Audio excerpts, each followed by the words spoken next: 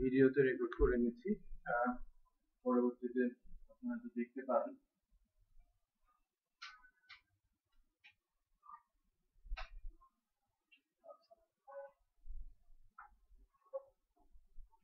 HTML আর আলোচনা হবে version 5 নিয়ে। ওকে, HTML টা কি? আমি একটা ওয়েবসাইট খুলেছিলাম কিছুক্ষণ আগে, দেখেছেন। ওয়েবসাইট গুলো তো সব আমরা ব্রাউজারেই খুলি, তাই না? হ্যাঁ, ওয়েবসাইট গুলো তো আমরা অন্য কোথাও খুলতে পারি না, পারি? হ্যাঁ, ওয়ার্ডে খুলতে পারি, ওয়ার্ডপ্যাডে নোটপ্যাড প্লাস প্লাস সম্ভব না। আমরা এগুলোকে খুলে থাকি কোথায়? ব্রাউজারে। সো যখন কোনো ওয়েবসাইট আমরা খুলছি, ওয়েবসাইটের যে অংশটা আমরা দেখতে পাচ্ছি, একটা কাঠামো দেখা যাচ্ছে, রাইট? কাঠামো আছে না, এবং বেশ কিছু কন্টেন্ট এখানে দেখা যাচ্ছে। ইনক্লুড কন্টেন্ট, ছবি একটা কন্টেন্ট, লেখা কন্টেন্ট, রাইট? এগুলো ধরে রাখা বা কাঠামো দেওয়ার জন্য বা যা কিছু সব ডিসপ্লে করার জন্য কাজ করছে HTML নামে একটা মার্কআপ ল্যাঙ্গুয়েজ, রাইট? যে ল্যাঙ্গুয়েজটা এই কাজটুকু করছে ওয়েবসাইটে। ওয়েবসাইটটা PHP দিয়ে করা, মেজর ল্যাঙ্গুয়েজটা কি? PHP। বাট ফ্রন্ট এন্ডে যে কোনো ওয়েবসাইট, মেজর ল্যাঙ্গুয়েজ অনেকগুলো আছে, আপনারা হয়তো নাম শুনেছেন, .NET, জাভা, রাইট? এগুলো দিয়ে ওয়েব ডেভেলপমেন্ট হয়। তো ল্যাঙ্গুয়েজের নামেই ওয়েবসাইটটা বলা হয় যে এই ল্যাঙ্গুয়েজ দিয়ে করা। বাট ওখানে একটা ওয়েবসাইট যখন ডেভেলপ হচ্ছে, সেখানে কিন্তু শুধুমাত্র একটা টেকনোলজি কাজ করছে না, রাইট? ওটা মেইনলি ব্রেইন ডেভেলপ করছে, রাইট? যে ল্যাঙ্গুয়েজটা সফটওয়্যারে ব্রেইন ডেভেলপ করছে, তার নাম ধরেই কিন্তু আমরা ওই সফটওয়্যারটাকে বলছি যে এই ল্যাঙ্গুয়েজ দিয়ে করা। বাট ওয়েব বেস সফটওয়্যারে মিনিমাম আরো 4টা টেকনোলজি অ্যাড করা হয় বা ইউজ হয়, যদি এটাকে কমপ্লিট একটা সফটওয়্যার বলতে হয়, রাইট? আরো 4টা, তার মানে মিনিমাম 5টা টেকনোলজি লাগে যদি আমি একটাকে ওয়েব বেস সফটওয়্যার বা ডাইনামিক ওয়েবসাইট বলতে চাই। ডাইনামিক ওয়েবসাইট লাইক দিস, হ্যাঁ? বেসিস এটা একটা ডাইনামিক ওয়েবসাইট। আর এখানে আপনারা অ্যাপ্লাই করেন সেটা কি অ্যাডমিন দেখতে পারে। কন্টেন্ট গুলো যেগুলো দেখেন সেগুলো কোড দিয়ে লেখা হয় না, কন্টেন্ট গুলো অ্যাডমিন আপলোড করে দেয়, আমরা খুব সহজে দেখতে পাই, রাইট? এই ইমেজ গুলো যেগুলো স্ক্রল করছে বা চেঞ্জ হচ্ছে, এগুলো বসে কিন্তু কোড থেকে করতে হয় না, অ্যাডমিন বসে বসে ইমেজ চুজ করে আপলোড করে দিতে সেটাই ডিসপ্লে হচ্ছে। এখানে মেম্বার রেজিস্ট্রেশন করা যায়, লগইন করা যায়, রাইট? অনেক ইনফরমেশন দেখা যায়। ম্যাক্সিমাম ইনফরমেশনই কি কোথাও স্টোর করা আছে, সেখান থেকে ডিসপ্লে হচ্ছে। ওই ইনফরমেশন গুলো আবার অ্যাডমিন বসে বসে চেঞ্জ করতে পারে। সেটাকে আমরা কি বলছি? ডাইনামিক অ্যাপ্লিকেশন বা ওয়েবসাইট। তো এই ওয়েবসাইটটার পেছনে 3টা টেকনোলজি অ্যাকচুয়ালি কাজ, 5টা টেকনোলজি কাজ করছে মিনিমাম, রাইট? এর সাথে আরো কিছু আছে যেটা আস্তে আস্তে আমরা বুঝতে পারবো। তো যে ল্যাঙ্গুয়েজ দিয়েই আমার ওই ওয়েবসাইটটা বা ডাইনামিক ওয়েবসাইটটা তৈরি হোক না কেন, ক্লায়েন্ট এন্ড আমাদের এন্ডে 3টা ল্যাঙ্গুয়েজ এসে ডিসপ্লে হয়, রাইট? টোটাল কয়টা? 5টা, রাইট? বাট 3টা ল্যাঙ্গুয়েজ আমাদের এন্ডে, দ্যাট মিন্স আমার মেশিনে যে ব্রাউজার দিয়ে আমি সাইটটা খুলেছি ওই ব্রাউজারে এসে এক্সিকিউট হয়। আর ব্রাউজার গুলো ওই ল্যাঙ্গুয়েজ গুলোকে চিনতেও পারে, এজন্য ব্রাউজার গুলোকে বলা হয় ওই ক্লায়েন্ট এন্ড ল্যাঙ্গুয়েজ গুলো সার্ভার। ল্যাঙ্গুয়েজ গুলোর নাম বলছি HTML, CSS আর জাভাস্ক্রিপ্ট, ঠিক আছে? এই 3টা ল্যাঙ্গুয়েজ বা 3টা টেকনোলজি ইউজ হচ্ছে ওয়েবের, যা ফ্রন্ট এন্ড এর জন্য কাজ করছে। সো বলতে পারেন যে কোনো রোবট আমি যখন বানাচ্ছি, স্কেলেটন বা সেন্সর, রাইট? সেন্সরটা বলতে পারেন এখানকার জাভাস্ক্রিপ্ট, রাইট? আমি যখন স্কেলেটন বানাচ্ছি লোহা দিয়ে, ওটা HTML, রাইট? যা কিছু দিচ্ছি সব HTML, আর ওটাকে সুন্দর করে কালার করা হচ্ছে না, ওটা কি আমার CSS। যখন আমি চিপের মাধ্যমে প্রোগ্রাম দিচ্ছি, ব্রেইন, রাইট, যে সে নলেজ বেস ডেভেলপ করতে পারবে, নতুন নতুন আইডিয়া জেনারেট করতে পারবে, রাইট? ক্যালকুলেট করে নতুন আইডিয়া জেনারেট করতে পারবে, ওটা হচ্ছে আমার প্রোগ্রামিং, রাইট? আর ওই আইডিয়া গুলো কোথাও রেখে ওটাকে আবার ইউজ করতে পারতে হবে, তাই না? তো আমি কোনো একটা রোবটকে এভাবে শেখাচ্ছি যে তুমি যখনই কোনো একটা দিকে যাচ্ছ, সেন্সরের মাধ্যমে সে চেক করবে যে তার সামনের স্টেপে কোনো প্রতিবন্ধকতা আছে কিনা, যদি থাকে সে ঘুরে যাবে, রাইট অর লেফট। আমি ওকে একবার শিখিয়ে দিলাম, যদি বারবার শেখাতে হয় রোবটকে চলতে পারবে? পারবে না। তো যখন শেখাচ্ছি, ওই শেখা বিষয়টা কোথাও এক জায়গায় রাইট করে রাখতে হবে, রাইট? মেমোরাইজ করতে হবে। তো মেমোরি, সফটওয়্যার মেমোরি হিসেবে বা ওয়েবসাইট বা ওয়েব বেসড অ্যাপ্লিকেশনের মেমোরি হিসেবে কাজ করে ডেটাবেস সার্ভার। আচ্ছা আমি আসছি ওই জায়গাটা, আমি দেখে একটু হরিজন্টাল মধ্যে দেখি ভার্টিক্যালে না গিয়ে আমরা এবার ক্লিয়ার বুঝতে পারবো যে বিষয়টা কি হচ্ছে।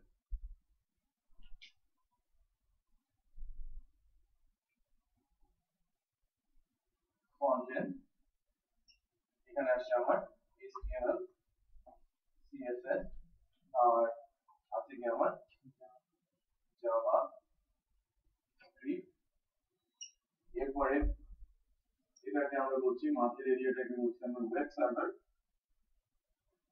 ওয়েব সার্ভারের মধ্যে অনেকগুলো ল্যাঙ্গুয়েজ আছে, সেই ল্যাঙ্গুয়েজ গুলোর মধ্যে আছে জনপ্রিয় কিছু ল্যাঙ্গুয়েজের নাম বলছি PHP, জাভা, C#, এটা অ্যাকচুয়ালি ASP.NET এর একটা বলা হয়ে থাকে ASP.NET C#।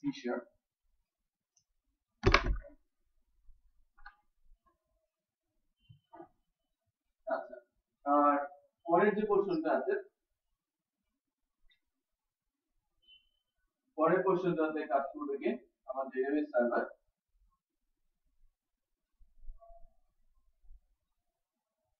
ডেটাবেস সার্ভার গুলোর মধ্যে আছে MySQL, Oracle,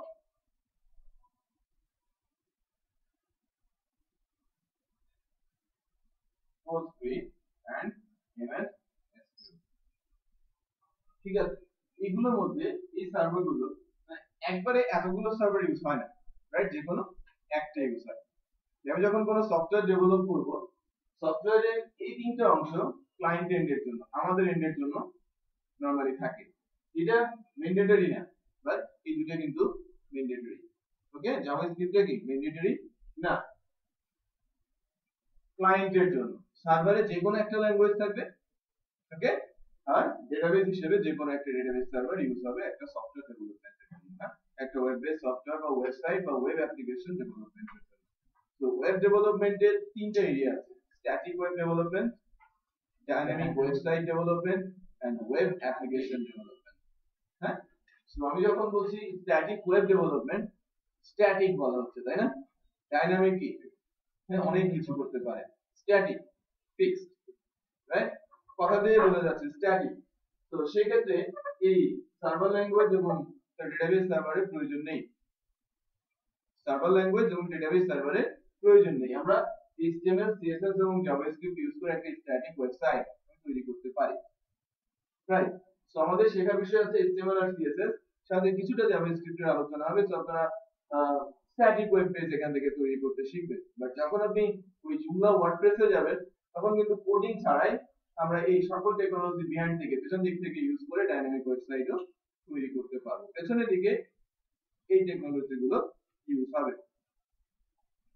আচ্ছা, তো ব্রেইন ডেভেলপমেন্টের জন্য প্রোগ্রামিং ল্যাঙ্গুয়েজ আর মেমোরির জন্য ডেটাবেস সার্ভার। তো আমরা যখন কোনো ওয়েবসাইট ডেভেলপ করতে যাব বা ডাইনামিক ওয়েবসাইট ডেভেলপ করতে যাব, তো মিনিমাম তিনটা, এখান থেকে কি একটা, এখান থেকে একটা, রাইট, লাগবে। স্ট্যাটিক ওয়েবের জন্য এই তিনটা, বাকিগুলোর দরকার নেই। অ্যাপ্লিকেশন সেম, হ্যাঁ, ডাইনামিক ওয়েবসাইট আর ওয়েব বেসড অ্যাপ্লিকেশন সেম, দুইজনের মোড শুধু একটু ডিফারেন্ট। আমি যখন ডাইনামিক ওয়েবসাইট বলছি এটা সবার জন্য উন্মুক্ত থাকে, আর যখন আমি ওয়েব অ্যাপ্লিকেশন বলছি তখন নির্দিষ্ট কমিউনিটি, লাইক কোন একটা ফার্ম, কোন একটা কর্পোরেট, কোন একটা অর্গানাইজেশন সেটা ইউজ করছে, সবার জন্য উন্মুক্ত না। আর চেহারাটা একটু ডিফারেন্ট হয়, সফটওয়্যার মোডে হয়। সফটওয়্যার আর ওয়েবের চেহারা কিন্তু একটু অন্যরকম, তাই না? সফটওয়্যার, ডেস্কটপ সফটওয়্যার গুলো ওইটা নরমালি যে ডিজাইনটা করা হয় এটা অনেক বেশি ইউজার ফ্রেন্ডলি করা হয়, রাইট? অনেক বেশি ইউজার ফ্রেন্ডলি, অ্যাট্রাকটিভ, বা অনেক কিছু দিয়ে কি ইউজারকে ধরে রাখার চেষ্টা করা হচ্ছে, সেই বিষয়গুলো ওখানে কি অনুপস্থিত থাকে। অ্যাপ্লিকেশন গুলোতে প্রয়োজনীয় কাজগুলো শুধু ওখানে থাকবে, তাই না? বাট ওয়েবসাইট গুলোতে এমন কিছু বিষয় দেওয়া হয় যে ওয়েবের সঙ্গে সঙ্গতিপূর্ণ না, বা ওই সাইটের সঙ্গে যাচ্ছে না, বাট তারপরেও কি, হ্যাঁ, ওইটা সুন্দরভাবে উপস্থাপন করার জন্য আমরা অনেক কিছুই ওয়েব পেজ বা ওয়েবসাইট গুলোর মধ্যে দিচ্ছি। সো এটা একটা ওয়েবসাইট। আর ওয়েব অ্যাপ্লিকেশন আমরা নরমালি দেখতে পাই না। ওয়েব অ্যাপ্লিকেশন লাইক আপনারা হয়তো ওই যে ব্যাংকিং যে সফটওয়্যার গুলো দেখেন, আই ব্যাংকিং করেন না, স্ট্যান্ডার্ড চার্টার্ড অথবা প্রাইম ব্যাংকের আই ব্যাংকিং সিস্টেম আছে, তো ওখান থেকে আমরা ইউজার অ্যাকাউন্ট নিয়ে কিন্তু তার ভেতরের অ্যাপ্লিকেশন কনসেপ্ট কিন্তু দেখতে পারি। বা বিভিন্ন ধরনের প্রতিষ্ঠানগুলোতে লাইক ইউনিভার্সিটি গুলোতে, এখন স্কুলগুলোতেও সিস্টেম ইউজ হচ্ছে, ওয়েব বেসড অ্যাপ্লিকেশন তারা ইউজ করছে। যে লাইক আমাদের ইউনিভার্সিটিতে আমাদের অ্যাপ্লিকেশন আছে যার মাধ্যমে তার অ্যাকাউন্ট ডিটেইলস, তার রেজাল্ট, রাইট, তার রেজিস্ট্রেশন, কোর্স রেজিস্ট্রেশন, মানে অ্যাডমিনিস্ট্রেটিভ অলমোস্ট সকল কাজই তারা ওখান থেকে করে নিতে পারে, রাইট। সো এটা কিন্তু ওই নেটওয়ার্কের মধ্যেই চলছে, ইউনিভার্সিটি নেটওয়ার্কেই চলছে, এবং ওখানে অ্যাক্সেস পেতে হলে স্টুডেন্ট আইডি দিয়ে অ্যাক্সেস নিতে হবে। ওখান থেকে সে যে মেশিন থেকেই বসুক না কেন, ইউনিভার্সিটি যে 700 বা 800 মেশিন আছে, যে মেশিন থেকেই বসুক না কেন, কে বসলো, কখন বসলো, সব ট্র্যাক ব্যাক আমাদের ডেটাবেসে চলে আসে, রাইট। সে কখন কোথা থেকে কিভাবে ওই সফটওয়্যারের অ্যাপ্লিকেশন গুলো অ্যাক্সেস করছে বা কোনো কিছু সে করার চেষ্টা করছে কিনা ডেটাবেসে, রাইট। আচ্ছা, তো কিছুটা হয়তো বোঝা গেছে, হ্যাঁ। আমি বলছি না যে সবগুলো বুঝতে হবে, আস্তে আস্তে করে কিন্তু ইমপ্রুভ হবে, হ্যাঁ। তো আমি যেটা বলছিলাম যে আমরা যা শিখবো সেটা হচ্ছে কি আমাদের ক্লায়েন্ট এন্ডে এসে যে ল্যাঙ্গুয়েজ গুলো এক্সিকিউট হচ্ছে, হ্যাঁ, HTML, এবং এটাকে ফার্নিশ করার জন্য যেটা হচ্ছে সেটা হচ্ছে CSS। তো সেই বিষয়গুলো আমরা জানার চেষ্টা করবো কত বেসিক লেভেল কোর্সে। আর HTML5 বলা হচ্ছে, আর আমরা বলেছি কি CSS3, তাই না? HTML5 CSS3 দুইটা কি, দুটো ল্যাঙ্গুয়েজের লেটেস্ট ভার্সন, জাস্ট ভার্সন গুলোর নাম এখানে উল্লেখ করা, আমরা বলতেই পারি আমরা HTML CSS করছি, হ্যাঁ। HTML5 এবং CSS3 আলাদা করে বলার মানে হচ্ছে যে এখনো HTML4 এবং CSS যেটা, সেটা অনেক বেশি ইউজ হয়, বাট মার্কেটটা আস্তে আস্তে করে দখল করছে কে, এই লেটেস্ট ভার্সনটা। যদিও এই লেটেস্ট ভার্সনটা এসেছে 2008 এর জানুয়ারিতে, 6 ইয়ার্স ক্রস করেছে, বাট এখনো তেমন ভাবে জনপ্রিয় হতে পারেনি, রাইট। বিহাইন্ড এ লজিকও আছে বা কারণও আছে। ওই সময়টাতে রিলিজ হলেও মেজর একটা সাব রিলিজ এসেছে 12 এ, হ্যাঁ, 2012 এ মেজর সাব রিলিজ এসেছে, তারপর থেকে এটা ইউজ বেড়ে গেছে। আর এটা ইউজ বাড়ার পেছনে কারণ হচ্ছে স্মার্টফোন গুলো, স্মার্টফোন এবং ট্যাবলেট মেশিন গুলো, বলতে পারেন যে যে ছোট ছোট ওএস গুলো এসেছে লাইক অ্যান্ড্রয়েড, রাইট। আইফোনের জন্য যে প্রোগ্রামিং গুলো, বা অ্যান্ড্রয়েড মোবাইল বা আইফোনের যে প্রোগ্রামিং গুলো, বা আইওএস প্রোগ্রামিং বা উইন্ডোজ ওএস সহ যে মোবাইল গুলো আছে, সেখানে অ্যাপ্লিকেশন ডেভেলপমেন্টের জন্য এই HTML5 CSS3 ইউজ হচ্ছে বেশি। তো ওই এরিয়া থেকে HTML5 এবং CSS3 জনপ্রিয়তা বাড়ছে এবং অনেক ভালো অবস্থায় আছে এখন। এখনো বলতে পারেন যে ইউনিভার্সাল ওয়েবে সে মার্কেট দখল করতে না পারলেও ডিভাইস ওরিয়েন্টেড টোটাল মার্কেটটা এখন তার হাতে। ইউনিভার্সাল ওয়েব বলতে আমরা যে ওয়েবসাইট গুলো ব্রাউজারের মাধ্যমে দেখি লাইক ডেস্কটপ অর ল্যাপটপের মাধ্যমে, সেখানে ম্যাক্সিমাম কেসে ইউজ হচ্ছে কি এখনো HTML4। যে ট্যাগ গুলো সবগুলো ব্রাউজার সাপোর্ট করে গেছে, তো সেগুলোকেই ইউনিভার্সাল ওয়েবে আনা হচ্ছে, ভাষা তৈরি হচ্ছে, তাই না? যে ট্যাগ গুলো বলা হচ্ছে, ট্যাগ আবার কি, তো আস্তে আস্তে ক্লিয়ার হবে বিষয়গুলো।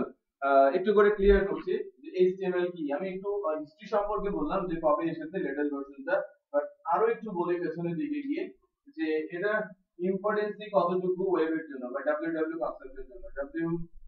www না, আমরা বলে থাকি W3, হ্যাঁ, তিনটা W, আর C consortium, world wide web consortium, যারা অ্যাকচুয়ালি এই ল্যাঙ্গুয়েজ গুলো প্রোভাইড করছে আমাদের বা ডেভেলপ করছে, বা ওই ওয়েবসাইটের কনসেপ্টই এসেছে ওই কনসোর্টিয়াম থেকেই।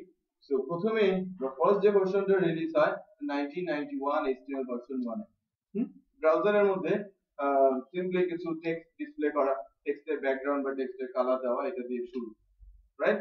দেন টু ভার্সনে কিছুটা ওই টেবিলের কনসেপ্ট আমরা আজকে যেটা শিখবো, যে রো কলাম করা যায়, প্যারাগ্রাফ হেডার দেওয়া যায়, এই কনসেপ্টটা আসে। তখনই কিন্তু ওই ফার্স্ট যে ওয়েবসাইট সেটা কিন্তু ডেভেলপ হয়, রাইট। 1994 এ ফার্স্ট ওয়েবসাইট আসে HTML ভার্সন 2 তে। HTML ভার্সন 1 দিয়ে কোনো ওয়েবসাইট নেই বা তখন তৈরি হয় নাই, ওকে। তারপরে আস্তে আস্তে করে HTML যখন ডেভেলপ হয়েছে, ওয়েবসাইট অ্যাকচুয়ালি অনেক ভালোভাবে মার্কেট দখল করা শুরু করেছে 1999 থেকে, বা 2002 এর পর থেকে ডেস্কটপ বেস সফটওয়্যার গুলো মার্কেট হওয়া শুরু করেছে। এখন অনেক অবস্থান খারাপের দিকে চলে যাচ্ছে ডেস্কটপ বেস সফটওয়্যারে। আচ্ছা, আর 2002-3 সেশনে এই যে আমাদের এখন যে ভার্সনটা লিড করছে এখনো বলছি 2014 এ এসে, সেটা হচ্ছে HTML ভার্সন 4। এবং এটা এমন একটা ভার্সন যেটা দিয়ে ম্যাক্সিমাম ওয়েবসাইট ডেভেলপ করা, রাইট, ম্যাক্সিমাম ওয়েবসাইট ডেভেলপ করা। আমি যদি বলি যে 2010 পর্যন্ত 1 বিলিয়ন ওয়েবসাইট ডেভেলপ হয়েছে, 2014 এ এসে সেটা প্রায় 10 বিলিয়ন মতো। 10 পর্যন্ত ছিল কত? 1 বিলিয়ন। 14 এ এসে সেটা 10 বিলিয়ন, প্রতি বছরে ডাবল হয়েছে। 11 এ 2, 12 এ 4, রাইট, 13 এ কি অলমোস্ট 8, আর 14 এর শেষ হয় নাই। সো আমরা এখনো টোটাল কাউন্টটা পাচ্ছি না। এখন আমরা বলছি যে 10 বিলিয়ন, বাট হয়তো 14 শেষ হতে হতে যে রিলিজটা আসবে আমরা হয়তো বলবো ওখানে 15-16 বিলিয়ন ওয়েবসাইট এখন। আচ্ছা, তো ডোমেইন ক্রিয়েশন অ্যাকচুয়ালি বলা হচ্ছে যে ডোমেইনের নাম্বার। ডোমেইনটা কি? ওই যে basis.org.ba, এটাকে বলা হচ্ছে কি ডোমেইন। এতগুলো ডোমেইন হয়েছে, ওয়েবসাইট হয়তো 20-25% আছে, তার চেয়ে কম। বোঝা যাচ্ছে? তো এক্সিস্ট করে, ডোমেইন আছে অনেক, অনেকেই ডোমেইন গুলো নিয়ে রেখে দিয়েছে, পরে হয়তো সাইটটা আসবে, প্ল্যান করে রেখেছে, পরে এক্সিকিউট করবে। তো আমরা ডোমেইনের নাম্বার ধরে কিন্তু ওয়েবসাইটের নাম্বার বলছি, এই যে 10 বিলিয়ন বা 15 বিলিয়ন। আচ্ছা, সো এটার উপরে বেস করে স্ট্যাটিক ওয়েব দিয়ে কিন্তু ওয়েবের কনসেপ্ট শুরু, আর ডাইনামিক ওয়েবের কনসেপ্ট এসেছে 1997 থেকে। এটা .NET প্ল্যাটফর্মে ফার্স্ট অ্যাপ্লিকেশন ডেভেলপ হয় .NET এর। হ্যাঁ, আচ্ছা, ওই সময় .NET 7 থেকে 1997 থেকে 2004 পর্যন্ত মার্কেট লিড করেছে। 6-7 এও খুব ভালো অবস্থায় ছিল, তারপর থেকে মার্কেট লিড করছে PHP, ওয়েব বেসড সফটওয়্যার বা ওয়েব অ্যাপ্লিকেশনের ক্ষেত্রে, ওয়েবসাইট বা ওয়েব অ্যাপ্লিকেশনের ক্ষেত্রে মার্কেটটা পুরো দখলে নিয়েছে এখন PHP। জাভা, এটা মেইন ল্যাঙ্গুয়েজ, অত্যন্ত powerful language, one of the best language, but ওয়েবের জন্য এটা অ্যাপ্রোপ্রিয়েট না, কারণ অনেক স্লো, রাইট। এই .NET-টাও একটা ডিসঅ্যাডভান্টেজ আছে, এটা বেশ স্লো। PHP এর অ্যাডভান্টেজ কি? Very fast, right. এই কারণেই সে মার্কেটটা দখল করছে। বাট ল্যাঙ্গুয়েজ হিসেবে PHP আমি 3 নম্বরে বলবো, ওকে, যদি আমি ল্যাঙ্গুয়েজের সেন্স থেকে বলি। বাট সবাই কি কন্টেন্ট ইউজ করছে HTML, CSS এবং JavaScript। সো আমরা কাজ শিখছি প্রথমে ক্লায়েন্ট এন্ড নিয়ে। ক্লায়েন্ট বলতে কি বোঝাচ্ছি আমি? ক্লায়েন্ট হচ্ছে আমরা, ওয়েবসাইটে আমরা ইউজার, একটা ওয়েবসাইট ভিজিট করছি, আমাদের এন্ড বলতে আমার মেশিনের যে ব্রাউজারে আমি ওয়েবসাইটে ভিজিট করছি, ওই ব্রাউজারে এসে যে ল্যাঙ্গুয়েজ গুলো এক্সিকিউট হচ্ছে তাদেরকে আমরা ক্লায়েন্ট এন্ড ল্যাঙ্গুয়েজ বলছি। এক্সিকিউট বলতে আমরা কি বুঝছি, তাই না? তো আমার কাছে একটা ওয়ার্ড ফাইল আছে, বাট আমার মেশিনে মাইক্রোসফট অফিস ইনস্টল নেই, এটা খুলতে পারবো?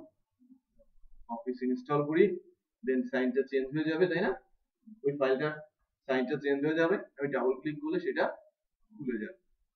ঠিক তেমন আমরা যখন এই HTML CSS এর ল্যাঙ্গুয়েজ দিয়ে কোড লিখবো, দেন ওটা যখন রান করাতে যাবো, আমার মেশিনে ব্রাউজার লাগে, ব্রাউজার ওই ল্যাঙ্গুয়েজের জন্য সার্ভার হিসেবে কাজ করছে।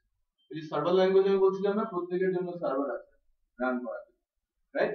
কারণ আমাকে কেউ যদি কোনো কিছু জিজ্ঞেস করে যেটা আমি জানি না, আমি উত্তর দিতে পারবো? পারবো না, তাই না? আমি যদি ওয়ার্ড ফাইল নোটপ্যাডে খুলি, ঠিক মতো আসবে, কিছুটা কাছাকাছি আসবে, বাট আমি যদি কোনো প্রোগ্রামিং ল্যাঙ্গুয়েজ ওয়ার্ডে খুলে দেই, কোড আসবে, বাট আউটপুট আসবে না, তাই না? তো আমাকে আউটপুট পাওয়ার জন্য একটা তার নির্দিষ্ট জায়গাতে রেখে রান করাতে হবে, যা ওই ল্যাঙ্গুয়েজটাকে চিনতে পারে, রাইট। সো ল্যাঙ্গুয়েজ কে HTML কে চিনতে পারে, বা জাভাস্ক্রিপ্ট ল্যাঙ্গুয়েজ কে চিনছে, অথবা CSS কে চিনছে কে? আমার ব্রাউজার। তো ব্রাউজার গুলোকে আমরা বলছি এই তিনটা ল্যাঙ্গুয়েজের সার্ভার, ওকে। আচ্ছা, তো এটার উপরে অনেক কিছু ডিপেন্ড করে। এই যে বলছিলাম যে ল্যাঙ্গুয়েজ গুলো, এই ল্যাঙ্গুয়েজ গুলো যারা তৈরি করেছে সার্ভার ঠিক তারাই তৈরি করেছে, বাট এই তিনজনের জন্য বিষয়টা একটু ডিফারেন্ট। এটা তো মনে বলি, তাই না? এখন যদি এই ল্যাঙ্গুয়েজ প্রোভাইডার ল্যাঙ্গুয়েজ যদি আপডেট না করে, সার্ভার আপডেট করা বন্ধ করে দিল, লাক্স অফ ডেভেলপারের কি অবস্থা? ওই কাজটা লাইক এই যে ওয়েবটা যদি কোনো একজনের কন্ট্রোলে থাকতো, কোনো একটা কোম্পানি চুরি করে ফেলতো, তো এই কারণে ওই প্রথম থেকেই এই কনসেপ্টটাকে মানে যেন সবাই মিলে এক্সিকিউট করতে পারে ওই অবস্থায় নিয়ে গেছে। W3 নিজে থেকে কোনো ইন্টারপ্রেটার বা কম্পাইলার তৈরি করে নাই HTML CSS আর JavaScript কে এক্সিকিউট করার জন্য। এটা ছেড়ে দিয়েছে মার্কেটে যারা এই দায়িত্বে আছে, লাইক ব্রাউজার, তারা শুধু ল্যাঙ্গুয়েজ ডেভেলপ করবে, রান করবে কোথায়? ওই ব্রাউজার গুলো। সব ব্রাউজার গুলোতেই পারমিশন দেওয়া আছে যে তারা এর ইন্টারপ্রেটার গুলো বা কম্পাইলার ডেভেলপ করতে পারে, এটা ফ্রি করে দিয়েছে। যদি বলতো যে না এটা আমাদের সম্পত্তি, আমরাই ডেভেলপ করব, তাহলে কিন্তু মনোপলি হয়ে যাবে, রাইট? আচ্ছা, সো ব্রাউজার গুলো ওই অবস্থায় 4 পর্যন্ত সব ঠিকই ছিল, বাট 5 এ এসে একটু গন্ডগোল বেঁধে গেছে। গন্ডগোলটা হচ্ছে যে যারা প্রোভাইডার ল্যাঙ্গুয়েজকে আস্তে আস্তে করে অনেক বেশি ডেভেলপ করে ফেলেছে, বাট ব্রাউজার গুলো নিজেদের কারণেই ওই ল্যাঙ্গুয়েজ গুলোর স্পেশাল কিছু ট্যাগ তাদের ব্রেইনের মধ্যে অ্যাড করতে পারছে না। এই কারণে HTML5 এখনো ইউনিভার্সাল ওয়েবে ঠিক তেমনটা সুবিধা করে উঠতে পারছে না। বিষয়টা একটু খুলে বলি যে নরমাল রুলস অনুযায়ী মনে করেন W3 কোনো একটা ট্যাগ রিলিজ দিল, সকল ব্রাউজার তার পরবর্তী ভার্সনে ওটা নিয়ে নেবে, আমরা তখন এটাকে ইউজ করতে পারবো। W3 ওটা রিলিজ দিলেই কিন্তু আমরা এটাকে ইউজ করতে পারছি না, আমাদের বসে থাকতে হবে কার জন্য? ব্রাউজার গুলো যখন তার ব্রেইনে নেবে। W3 ডিফারেন্ট, ব্রাউজার কোম্পানি গুলো ডিফারেন্ট। এখন দুজন নিল আর দুজন নিল না, আমি ইউজ করতে পারবো? আমার ডিভাইসেও ফ্যাসিলিটি নাই, আমি ল্যাঙ্গুয়েজ ইউজ করতে পারছি না। হ্যাঁ, আমি ল্যাঙ্গুয়েজের ভেতরের ওই পার্টিকুলার ট্যাগটা অনেক সুন্দর, হ্যাঁ W3 যেভাবে দেখাচ্ছে অনেক সুন্দর, দুইটা ব্রাউজার দেখাচ্ছে না, খুবই ভালো, বাট ওটা আমি ইউজ করতে পারছি না কেন? ব্রাউজার সেটা সাপোর্ট করছে না। তো HTML5 এর নতুন 30টা ট্যাগ আছে, ট্যাগ বলছি বারবার, তাই না? আমরা ট্যাগের চেহারা আমরা দেখি নাই, নতুন 30টা ট্যাগ আছে। সেই 30টা ট্যাগের মধ্যে সবগুলো ট্যাগ কোনো ব্রাউজারই সাপোর্ট করছে না। আমরা যে মেজর 5টা ব্রাউজারের নাম বলছি, গুগল ক্রোম, এটা গুগলের, ফায়ারফক্স এর মোজিলা, 3 নম্বরে আছে মাইক্রোসফটের আই ইন্টারনেট এক্সপ্লোরার ব্রাউজার, 4 এ আছে কি অ্যাপলের সাফারি, আর 5 এ আছে ফেসবুকের অপেরা। বাট এরা কেউই 30টা ট্যাগ সাপোর্ট করছে না। তো আমি যদি সিকোয়েন্স অনুযায়ী বলি যে HTML5 সবচেয়ে বেশি সাপোর্ট করছে কে, তাহলে বলবো গুগল ক্রোম, রাইট? তারপরে বলবো আমি সাফারি কথা, তারপরে বলবো অপেরার কথা, 4 নম্বরে আসবে কি মোজিলা, আর 5 এ আসবে আই। সো ম্যাক্সিমাম সাপোর্ট করছে 24, মিনিমাম লোয়েস্ট আছে সবার নিচে আছে কি আই ব্রাউজার 16, এবারে সে 14টা ট্যাগ সাপোর্টই করে, আর যে ম্যাক্সিমাম সাপোর্ট করছে সে আবার 6টা ট্যাগ সাপোর্ট করে। বুঝা যাচ্ছে? এর মধ্যে একটা ট্যাগ আছে কোনো ব্রাউজারই সাপোর্ট করে না, একটা ট্যাগ আছে কোনো ব্রাউজারই আবার সাপোর্ট করে না। এটা একটা এসেছে অনেক আগে, বাট এখনো কোনো ব্রাউজার নেয়। বুঝা যাচ্ছে? তো ওই W3 কিন্তু প্রেসারও দিতে পারছে না, তাই না? কারণ সবাই কি স্বতন্ত্র। যাই হোক, প্রেসারে পড়ছে কি ইউজারের ইউজ থেকে। এখন ব্রাউজার গুলো নিজ উদ্যোগে আস্তে আস্তে করে এই প্রবলেম গুলো কাটিয়ে ওঠার চেষ্টা করছে। অলরেডি তারা স্মল ডিভাইসে এই প্রবলেমটা কাটিয়ে উঠেছে। কারণ এই যে ব্রাউজার গুলো আমরা ফ্রি ডাউনলোড করি, তাদের লাভ কোথায়? নাম্বার অফ ডেভেলপারস এর পেছনে কাজ করছে, ভার্সন রিলিজ করছে, জটিল প্রোগ্রামিং করছে, যাতে ল্যাঙ্গুয়েজ গুলো এখানে এক্সিকিউট হতে পারে। তাদের পয়সা দিতে হচ্ছে না? কোম্পানিগুলো কিভাবে চলছে? তারা ডোনেশন দিয়ে, তাই না? এই যে অ্যাড-অন কোম্পানিগুলো তাদেরকে পে করছে। তো আমি যদি সাপোর্টটা দিয়ে দেই, কোন একটা পার্টিকুলার অ্যাড-অনের কাজ শেষ হয়ে যাবে, অ্যাড-অনটা ইউজ হবে না। সো অ্যাড-অন কোম্পানি আমাকে পয়সা দিচ্ছে, তাকে বাদ দিয়ে কি আমি যদি ওই ট্যাগটা নিয়ে নেই, তাহলে আমার লস হয়ে যাবে। অথবা এগ্রিমেন্টের জন্যই আমি নিতে পারছি না, আমার ইচ্ছে আছে, বাট এই অ্যাড-অন কোম্পানির সঙ্গে মনে করেন আমার আগামী 2 বছর বা 1 বছর বা 6 মাসের এগ্রিমেন্ট আছে, এগ্রিমেন্ট শেষ হওয়া পর্যন্ত আমি ওয়েট করছি। বোঝা যাচ্ছে? বাট ডিভাইসের মধ্যে যে ব্রাউজার গুলো আপনারা দেখছেন, ট্যাবলেট মেশিন অথবা কি স্মার্টফোনে, ওখানে কিন্তু কোনো অ্যাড-অন নেই। খেয়াল করেছেন? আপনারা খেয়াল করেছেন কি ওখানে অ্যাড আসে?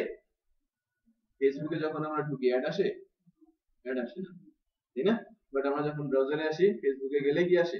অ্যাড আসে। বা অন্যান্য সাইটে গেলে অ্যাড আসে। সো ওখানে কিছু অ্যাড অন বা ওই ব্রাউজার গুলোতে অ্যাড অনের কোনো দরকার নেই, ওটা mini version actually smartphone.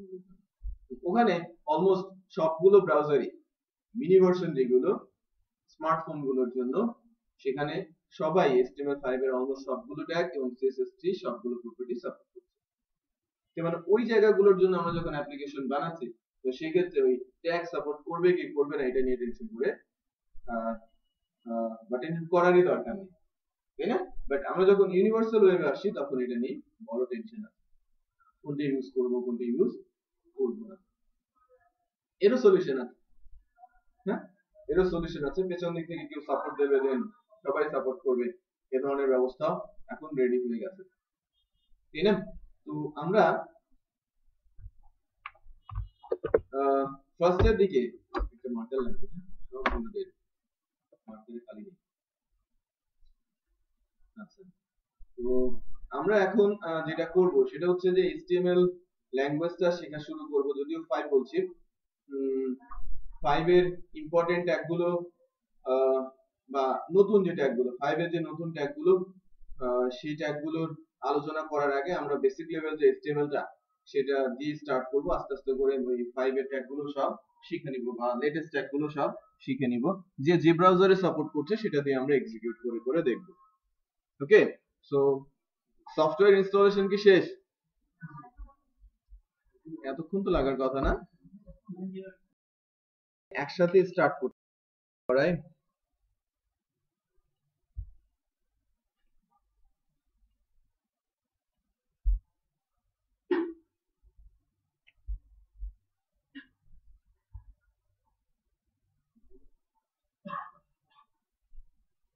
ইনস্টার run করেছে। আমাদের যেটা করতে হবে, আমাদের মেশিনে কোনো একটা ফোল্ডার লাইক আমি ওয়ার্ক তে একটা ফোল্ডার করছি আপনাদের জন্য, আপনারাও কোনো একটা ফোল্ডারে কোন একটা ড্রাইভে একটা ফোল্ডার করবেন। আমি একটু চেক করেন তো আর কার কার প্রবলেম আছে একটু দেখেন তো এদিকে। আমি ফোল্ডার করছি HTML5 CSS3 ব্যাচ কত 12। আচ্ছা, ব্যাচ 12 HTML5 CSS3 ব্যাচ 12 একটা ফোল্ডার করে নিলাম আমি আমার কম্পিউটারের ওয়ার্ক তে। এবার নেটবিনসে গিয়ে এই যে সাইনটা দেখতে পাচ্ছেন না, প্লাস একটা সাইন আছে, এটা অ্যাড প্রজেক্ট, কার্সরটা ধরেন লেখা আসবে নিউ প্রজেক্ট। হ্যাঁ, আবার ফাইল থেকে নিউ প্রজেক্টে আপনি যেতে পারবেন। সো আমি নিউ প্রজেক্টে যাচ্ছি। এখানে HTML5 দেখা যাচ্ছে, HTML5 অ্যাপ্লিকেশন। তো HTML5 অ্যাপ্লিকেশন আমি নেক্সট বলছি। তারপর আমি ব্রাউজ করে ওই ফোল্ডার লোকেশনটা দেখাবো। দেখেন আমি যেটা করলাম, আবার যদি নতুন করে করি, এই প্লাস সাইনটাতে প্রেস করব ফার্স্ট, একটা ডায়লগ আসবে, আমাকে সিলেক্ট করতে হবে কি HTML5, আর বাই ডিফল্ট সিলেকশনে থাকে HTML5 অ্যাপ্লিকেশন। তো আমরা প্রথম দিকে HTML5 অ্যাপ্লিকেশন করব, তারপরে কিছু স্যাম্পল এক্সিস্টিং ডাটা আছে বা অ্যাপ্লিকেশন আছে সেগুলোর উপরে কাজ করতে শিখবো, তারপরে ডিভাইস ওরিয়েন্টেড অ্যাপ্লিকেশন লাস্টের দিকে এক দুইটা ক্লাসের আলোচনাতে আসবে। আচ্ছা, সো HTML5 অ্যাপ্লিকেশনে আমি নেক্সট করছি সিলেক্ট করে, এরপরে আমাকে ওই ফোল্ডার পাথটা দেখিয়ে দিতে বলছে যে ফোল্ডারটা কোথায় আছে। ফোল্ডারটা কিভাবে করেছি, আমি ওয়ার্ক ড্রাইভে গিয়ে রাইট ক্লিক করে নিউ থেকে একটা ফোল্ডার নিয়ে নিয়েছি এবং ফোল্ডারের নাম দিয়ে দিয়েছি। যে কোনো ড্রাইভে যান, আপনার মেশিনের যে কোনো ড্রাইভে গিয়ে মাউস থেকে রাইট ক্লিক করে নিউ, হ্যাঁ, দেন ফোল্ডার। আমি একটা ফোল্ডার করেছি HTML5 CSS3 ব্যাচ 12।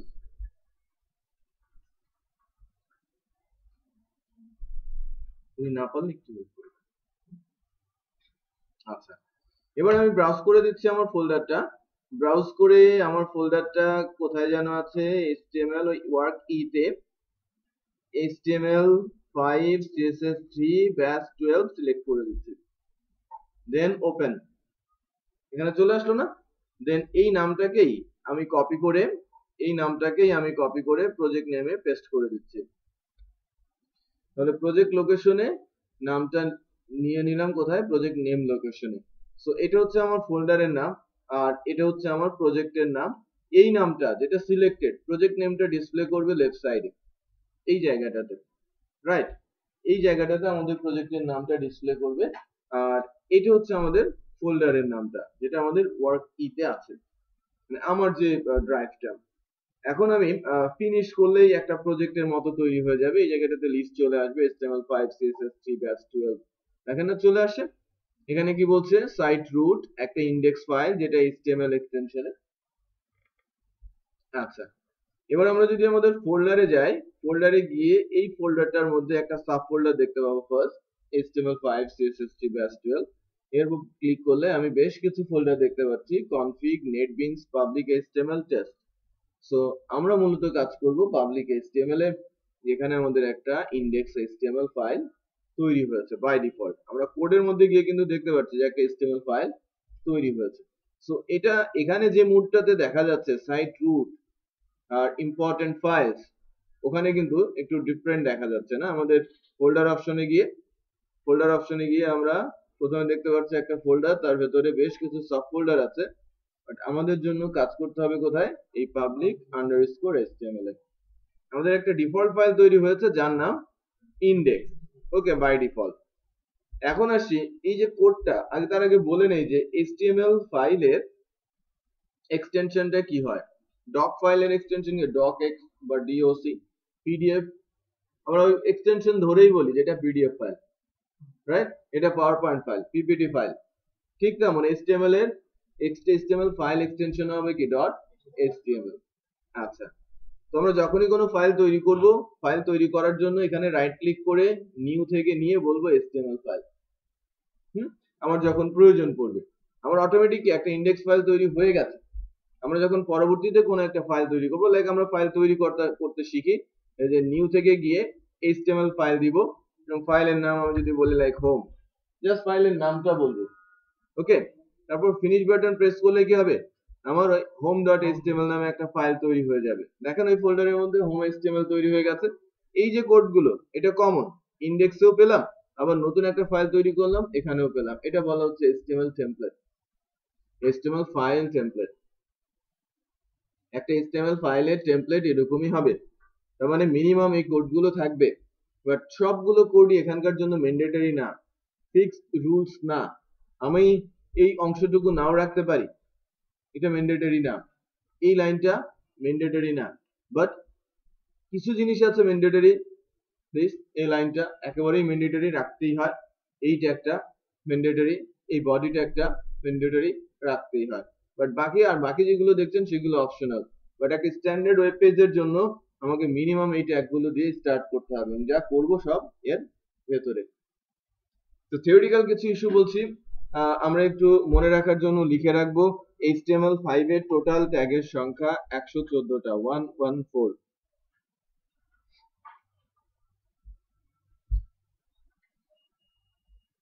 এখন আমাদের বাই ডিফল্ট যা এসেছে সেটা একটা ট্যাগ, এখানে আপনারা কিন্তু দেখতে পাচ্ছেন। এখানে এই ফাইলটাতে মূলত 8টা ট্যাগ ডিসপ্লে করছে। ট্যাগ তাহলে কি, তাই না? HTML এটা একটা ট্যাগ, যার লেস দ্যান এবং গ্রেটার দ্যান এর মধ্যে যেটা দেখা যাচ্ছে এটাকে বলা হচ্ছে ট্যাগ নেম। সো আমি বারবার বলছিলাম যে ট্যাগ আছে, এটাকে বলা হচ্ছে কি ট্যাগ। এবং কার কি কাজ সেটা বলা আছে ওই ব্রাউজারের ব্রেনের মধ্যে, যে আমি যখন এই ট্যাগটাকে দেখবো আউটপুট আমাকে কি দিতে হবে। এরকম ট্যাগের সংখ্যা কত, 114টা। তো সবগুলো ট্যাগের চেহারা কিন্তু একরকম না, আমি বুঝাতে পেরেছি? সবগুলো ট্যাগের চেহারা দেখতে একরকম না। দেখেন HTML head, body, title, deep, এগুলোর চেহারা একরকম। এর ওপেনিং, এটাকে আমি বলছি ওপেনিং, এটাকে বলছি আমরা ক্লোজিং। হ্যাঁ, opening tag, closing tag. But meta title কি একরকম দেখতে? টাইটেলের ওপেনিং আছে, ক্লোজিং ও আছে, বাট মেটার ক্লোজিং নেই। ডক টাইপ এটা একেবারেই ডিফারেন্ট, এটাকে বলা হয় কমেন্ট সাইন। প্লেস। এটা আবার কি ট্যাগের মতো না, রাইট? এটা একেবারে ডিফারেন্ট একটা সিনট্যাক্স আর কি, বা ট্যাগ। তো কিছু ভেরিয়েশন আছে, ম্যাক্সিমাম ট্যাগ হচ্ছে এই ওপেনিং আর ক্লোজিং ট্যাগ দিয়ে। আর কিছু আছে স্পেশাল, যে লাগে এই ডক টাইপটা, কমেন্টস, এইচআর, বিআর, মেটা, রাইট? আমরা দেখবো লিঙ্ক, অথবা আমরা দেখবো ইমেজ, হ্যাঁ, আইএমজি। এই ট্যাগ গুলো দেখতে কেন? যাদের কোনো আলাদা করে ক্লোজিং ট্যাগ নেই, রাইট? সো অলমোস্ট সকল HTML এরই HTML ট্যাগের ক্লোজিং ট্যাগ আছে, বাট যে ট্যাগগুলোর নাম বলেছি সেইগুলোতে কোনো ক্লোজিং ট্যাগ নেই। সো আস্তে আস্তে আমরা শিখে যাব কোনগুলোতে নেই আর কোনগুলোতে আছে। আর বাই ডিফল্ট এই ট্যাগগুলো কেন, কে কোন পোরশনে কাজ করছে সেটা নিয়ে আলোচনা আজকে। মেজর দুটো পার্ট হচ্ছে হেড আর বডি, আর এটা আউটার। হ্যাঁ, প্যারেন্ট ট্যাগ বলা হয়ে থাকে HTML কে, একেবারে প্যারেন্ট বা মাদার ট্যাগ বলা হয়ে থাকে HTML কে। HTML এর মধ্যেই দুইটা মেজর পোরশন থাকবে, একটা হেড আর একটা কি বডি। কোন পোরশনটা কোথায় কাজ করবে, আমি ইন্ডেক্স নিয়ে আগে। এই হেড পোরশনটা মূলত আমি যদি একটা ফাইল রান করাই, ওই ফাইলটাকে রান করাই, একটু খেয়াল করেন, আমি যদি ইন্ডেক্সটাকে রান করাই, ইন্ডেক্স ফাইলটাকে আমি রান করাচ্ছি, আমার কোড হচ্ছে এটা। সো এটাকে রান করানোর জন্য আমি আমার ফোল্ডারটাতে যাব, আমার যে ফোল্ডার পাবলিক HTML এর মধ্যে যাব, গিয়ে ওই ইন্ডেক্স ফাইলটাকে আমি রাইট ক্লিক করব, রাইট ক্লিক করে ওপেন উইথে গিয়ে আমার যে ব্রাউজার আছে ইনস্টল করা, ওর যে কোনো একটাতে ক্লিক করে দিব, রান করে দিব। তার মানে ওই ফাইলটা এখন রান করেছে কোথায়? মোজিলাতে, রাইট? সো এখানে মূলত যে কাজটা হয়েছে, অনেক কোড তো দেখা যাচ্ছে, বাট আউটপুট বলতে দুইটা টেক্সট, একটা হচ্ছে স্ট্যাটাসে আর একটা হচ্ছে বডিতে, তাই না? দেখেন এই টেক্সট আউটপুট এসেছে আর এই টেক্সটের আউটপুট এসেছে, বাট ভেতরে তো কোড ছিল অনেক কিছু, অনেক লেখা ছিল যেটা ডিসেবল করা, সেটা কি আউটপুট এসেছে? আসে নাই। এই ফাইলটার কোড আমি যদি দেখি, এখানে এসে ভিউ সিলেক্টেড সোর্স, আমি বলছি এতটুকু এসেছে।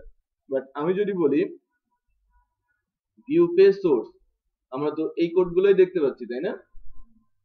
আমাদের এডিটরে গিয়ে যদি দেখি, এই কোডগুলোই কিন্তু এখানে দেখা যাচ্ছে, বাট আউটপুট তো শুধু এসেছে কি টাইটেল অংশে ওই টেক্সটটা, আর বডি অংশে এই টেক্সটটা। তো বাকিগুলো কিন্তু এক্সিকিউট হচ্ছে না। এই অংশটা কি এক্সিকিউট হচ্ছে? না। তাহলে এই ট্যাগটার কাজটা কি? এই ট্যাগটার ভেতরে আমরা যা লিখে রাখবো সেটা আউটপুটে আসবে না। তাহলে কি দরকার? আমি যখন অনেক বড় ওয়েব পেজ তৈরি করব, তখন আমি আইডেন্টিফাই করার জন্য, নিজের জন্য অথবা কোড ডেভেলপারের জন্য কমেন্ট ছেড়ে যাব যে এই অংশটা এখান থেকে শুরু হচ্ছে, বা এই অংশের কাজ এইটা, এখানে গিয়ে শেষ হলো। বোঝা যাচ্ছে? এজন্য এটাকে বলা হচ্ছে কি কমেন্ট সাইন। আপনি কোন একটা কোডও ডিসেবল করে রাখতে পারেন সার্টেন পিরিয়ডের জন্য, যে পরবর্তীতে এটা আমি খুলে দিব, আমি করে রাখছি, পরে এটাকে আমি খুলে দিব। বোঝা যাচ্ছে? আচ্ছা, হ্যাঁ, এই কমেন্টস ট্যাগটা দিয়ে আপনি ঠিক সেটা করতে পারবেন, রাইট? যেখান থেকে এটাকে বলা হচ্ছে ওপেনিং, আর এটা হচ্ছে আমার ক্লোজিং, রাইট? তো আপনি ওপেন করেছেন, ক্লোজ করেন নাই, পুরো ফাইল ডিসেবল হয়ে যাবে, রাইট? আপনি এখান থেকে ওপেন করেন আর ক্লোজিং ট্যাগটা না রাখেন, সব ডিসেবল হয়ে গেছে। তো আমি যে পর্যন্ত রেখে ক্লোজ করব ততটুকুই সে কমেন্ট আউট করে রাখবে, ঠিক আছে? সো আমি বলছিলাম হেড আর বডি দুইটা মেজর পার্ট। হেড কোথায় কাজ করে, বডি কোথায় কাজ করে? হেড মূলত কাজ করে স্ট্যাটাসে। স্ট্যাটাসে কি কি আছে? স্ট্যাটাসে টাইটেল থাকে, স্ট্যাটাসে টাইটেলের পাশে ইমেজ থাকে, এটাকে আমরা ফেভ আইকন বলে থাকি, ফেভ আইকন বলে থাকি। এছাড়াও হেড সেকশনের মধ্যে আমরা এই যে আমরা বলছি HTML এর সঙ্গে এটাকে সুন্দর করার জন্য কাজ করবে কি CSS। সো CSS কে লিংক করার জন্য কাজ এই হেড সেকশনের মধ্যে আমরা ট্যাগ লিখব। কোন একটা ট্যাগের মাধ্যমে CSS ফাইল এবং HTML ফাইলের মধ্যে রিলেশন তৈরি করব আমরা। হেডের মধ্যে মেটা নামে একটা ট্যাগ আছে, যেটা অত্যন্ত ইম্পর্টেন্ট রোল প্লে করছে, আমরা এখন বুঝতে পারছি না। আমরা আমাদের ওয়েব পেজের মধ্যে যে কোনো ল্যাঙ্গুয়েজ এক্সিকিউট করতে পারবো। HTML5 এ এসে এই সুযোগটা এসেছে, রাইট? যে কোনো ডিভাইসে এটা ঠিকঠাক মতো এক্সিকিউট হবে। আমি যখন এই পেজটা যে কোনো ডিভাইস দিয়ে খুলবো, আপাতত আমরা যেটা করে রেখেছি বা যে কোড এখানে লেখা আছে সেটা দিয়ে কি ওই স্ক্রিন রেজুলেশন অনুযায়ী ফুল পেজে ডিসপ্লে করবে। বোঝা যাচ্ছে? হ্যাঁ, না রেসপন্সিভ বলা যাবে না, ফ্লুইড বলা হয় এটাকে। আচ্ছা, সো হেড সেকশনটা কি মূলত রিলেশনাল এবং কি কিছু হেডার রিলেটেড ইস্যু, যে আমাকে এক্সট্রা কিছু ফিচার সে ওখানে অ্যাড করে রেখেছে যেটা এই ডকুমেন্ট এক্সিকিউশনে কাজে আসবে। ওকে, আর বডি মূলত এমন একটা পার্ট যেখানে আমরা যা লিখবো ওইটাই আমার ওয়েব পেজে ডিসপ্লে করবে, শো করবে, রাইট? আমরা একটা কাঠামো তৈরি করলাম, লেআউট বানালাম, সব করতে হবে কোথায়? বডিতে। তো হেডের মধ্যে কি থাকবে? টাইটেল, আইকন, হ্যাঁ, সিএসএস এর রিলেশন, জাভাস্ক্রিপ্ট এর রিলেশন, মেটা ট্যাগ ইউজ, আর বডিতে কি? এক্সিকিউশন। তার মানে কি ওই হেডের মধ্যে আমি যে কয়েকটা ট্যাগের কথা বললাম ওইগুলোই হেডের ট্যাগ, আর বডি কি? যাবতীয় ট্যাগ গুলো কাজ করবে কোথায়? Body segment. ওকে, সো আমরা কিছুটা চেঞ্জ করে করে দেখছি। সো টাইটেলটা ফার্স্ট আমরা একটু দেখার চেষ্টা করব। এই টাইটেলে টু ডু সাপ্লাই টাইটেল এই কথাটা লেখা আছে, তাই না? To do supply title. এখান থেকে রিমুভ করে দিয়ে আমি যদি বলি হোম, হোম লিখে আমি ফাইলটাকে সেভ করেছি। এবার যদি এটাকে রান করায়, টাইটেলটা চেঞ্জ হয়ে গেছে না? হোম হয়েছে, তাই কি না? চেঞ্জ হয়ে গেছে এবং চেঞ্জ হয়ে হোম হয়ে গেছে। তাহলে কি হলো? সো টাইটেলের মধ্যে আমরা যা লিখবো সেটা স্ট্যাটাসে গিয়ে ডিসপ্লে হবে। বাই ডিফল্ট মেটাতে যে লাইনটা আছে character set UTF-8, character set আমরা বলতে যেটা বোঝাচ্ছি সেটা হচ্ছে ক্যারেক্টার সেট বলতে আমরা যেটা বুঝি যে ল্যাঙ্গুয়েজ, এটা কোন ল্যাঙ্গুয়েজে লিখা আর কি, ল্যাঙ্গুয়েজের ক্যারেক্টার সেট বলা হয়ে থাকে। যে ইউনিকোডটা কি, আমি যা লিখছি এটা ব্রাউজার এটাকে কিভাবে চিনবে বা ব্রাউজার এটা সাপোর্ট দেবে কিভাবে, তাই না? তো ইউনিভার্সাল ইউনিকোড বলা হয়ে থাকে UTF, হ্যাঁ, UTF-8 যেটা ক্যারেক্টার সেটের ভ্যালু UTF-8, এটা দিয়ে বোঝায় ইউনিভার্সাল ক্যারেক্টার সেট সাপোর্ট করবে এই ডকুমেন্টটা। আমার যে ডকুমেন্টটা, এই ডকুমেন্টটা ইউনিভার্সাল, যে কোনো ল্যাঙ্গুয়েজ আমি যদি আমার HTML এন্ডে লিখি টাইটেল থেকে শুরু করে আমার পেজের যে কোনো লোকেশনে, সেটাই কি ব্রাউজার সাপোর্ট দিতে বাধ্য থাকবে, রাইট? সো আমি এখন ট্রাই করছি এই বডি এরিয়াতে আমি একটা বাংলা কন্টেন্ট লেখার চেষ্টা করছি আমার অব্রোর হেল্প নিয়ে। আমি অব্র দিয়ে বাংলা লিখছি।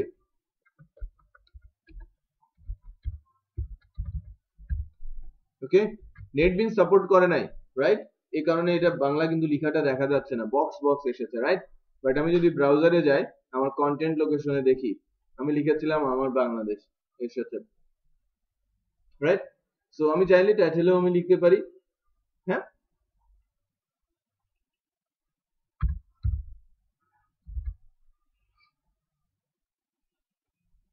অব্র দিয়ে ঠিক মতো আসে নাই, তাই না? এইটা আসবে হোম।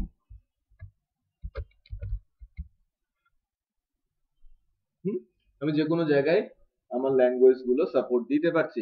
এটা অ্যাকচুয়ালি পসিবল হচ্ছে কি এই লাইনটার জন্য, যেটা HTML5 এর স্পেশাল অ্যাট্রিবিউট আকারে, অ্যাট্রিবিউট ভ্যালু আকারে এর সাথে সাপোর্ট দিয়ে। এটা একটা ছিল মেটা ট্যাগ, অনেক পুরনো, 3 থেকে আসছে, রাইট? বাট ক্যারেক্টার সেট এই অ্যাট্রিবিউটটা 4 এও আছে, বাট ভ্যালুটা, তার ইউজটা, অ্যাপ্লিকেশনটা, এই অ্যাপ্লিকেশনের ইউজটা নতুন, যে আমি এই লাইনের মাধ্যমে আমার ব্রাউজারকে বাধ্য করতে পারি যে সবগুলো ল্যাঙ্গুয়েজই সাপোর্ট করবে। আমি বাদ দিয়ে দিয়েছি, আমি মেটা ট্যাগের ওই ক্যারেক্টার সেট লাইনটা রিমুভ করে দিলাম, বাংলা আর সাপোর্ট করছে না, এখানেও করছে না, এখানেও করছে না। বাট ক্যারেক্টার সেট ছাড়া আমি এখানে ইংলিশ ল্যাঙ্গুয়েজ লিখেছি,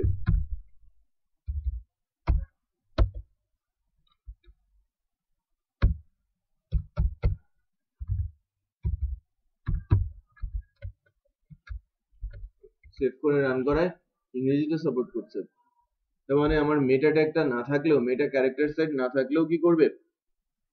ইংরেজি সাপোর্ট করবে। বাট অন্য যে কোনো ল্যাঙ্গুয়েজ সাপোর্ট দিতে গেলে আমাকে মেটা ক্যারেক্টার সেট দিতে হবে।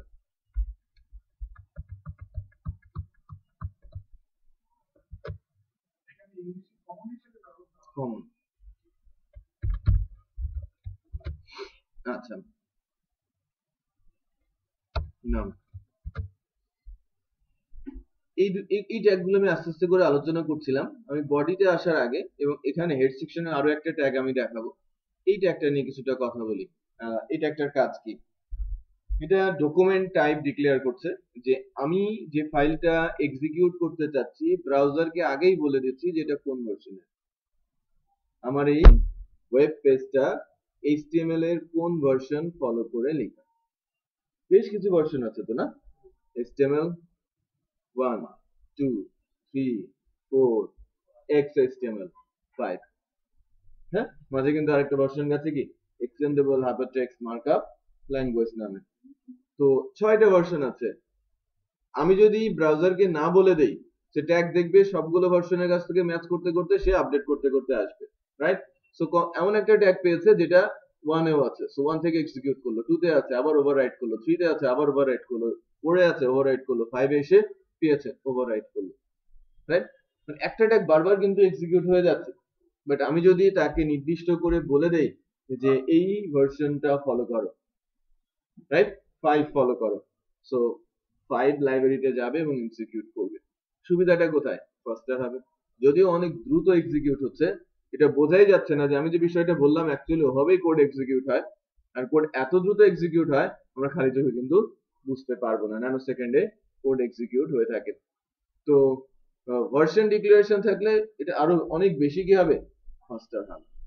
ওকে, যে বিষয়টা এরকম যে আমাকে কেউ ফোন দিল, আমি বললাম যে আমি বিডিবিএল এ আছি। বিডিবিএল তো 19 তলা, অনেকগুলো অফিস আছে, খুঁজতে হবে না? এটা আমি যদি বলি 5 তলায় 501 নম্বর রুমে আছে, সরাসরি এসে আমার সঙ্গে কথা বলতে পারবে। বোঝা যাচ্ছে? আচ্ছা, তো সো ডক টাইপ HTML যেটা ডিক্লেয়ার করছে আমি HTML5 এখানে ইউজ করতে যাচ্ছি আমার ডকুমেন্টে HTML5 এ। নাও আমরা এখন যেটা শিখবো সেটা হচ্ছে যে আমরা এই পাশটাতে ইমেজ দিতে শিখবো। হ্যাঁ, আমরা এই পাশে ইমেজ দিতে শিখবো। এই যে ইমেজ আছে না, প্রতিটা ওয়েবসাইট কিন্তু দেখেন এটা কিন্তু অনেকদিন আগে আসে নাই, অনেক পরে এসেছে, 2009-10 এর দিকে এই ফেভ আইকন কনসেপ্টটা এসেছে। বাট এর আগে কিন্তু ফেভ আইকনের কনসেপ্ট ছিল না, শুধু টাইটেল দেখা যেত। এখন কি ওয়েবসাইটটার আইকন গুলোই, ওয়েবসাইটটার কি লোগোটাই আইকনের এই জায়গাটাতে দেখা যায়। তো দেখে আমরা ফেভ আইকন বলে থাকি। আমি একটা ফেভ আইকন, হ্যাঁ ফেভ, FAVICON, ফেভ আইকন, আর ফাইলটার এক্সটেনশন হবে .ico, ওকে, favicon.ico। সো ওইটাকে আমরা এই জায়গাটাতে আনার চেষ্টা করব আর কি। তো এর জন্য আমার একটা ইমেজ লাগবে। আমি ওয়েব থেকে একটা ইমেজ ডাউনলোড করে রেখেছি, আমার মেশিনে আছে, আপনারা একটা ইমেজ ডাউনলোড করে রাখতে পারেন। এই ইমেজটা, এই যে একটা লোগো ইমেজ আমি ডাউনলোড করে রেখেছি।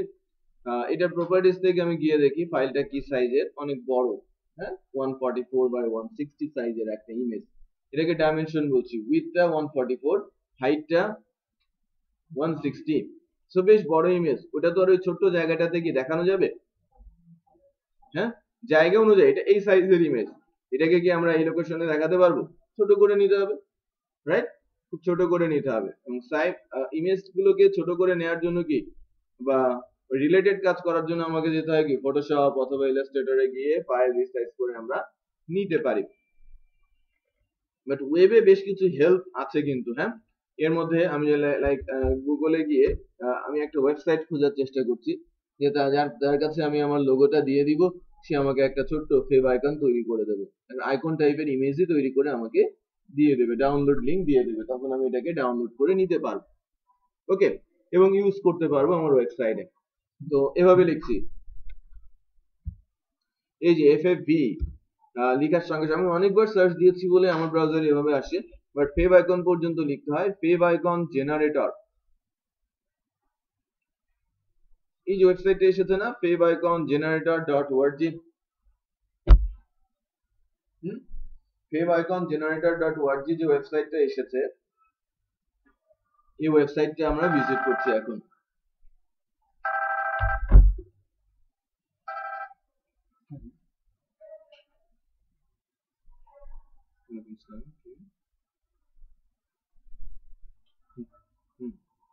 হ্যাঁ বলেন বলেন।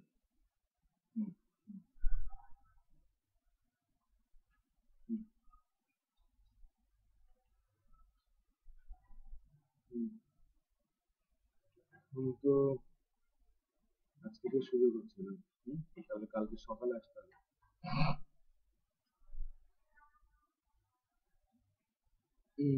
এখন অনেকটা সিচুয়েশন আছে, আমি কিন্তু কথাই বলতে পারবো না। হ্যাঁ, তো আপনাদের কালকে সকাল 9টার পর পর চলে আসবে, 9:30টার দিকে। হ্যাঁ, বেশ 401। হ্যাঁ, বেসিসে 401 নম্বর রুমে চলে আসবে। ঠিক আছে।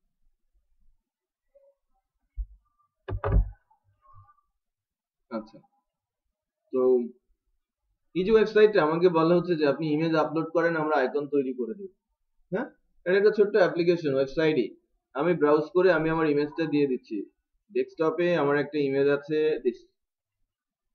ইমেজটা দিলাম লোগো জেপিজি।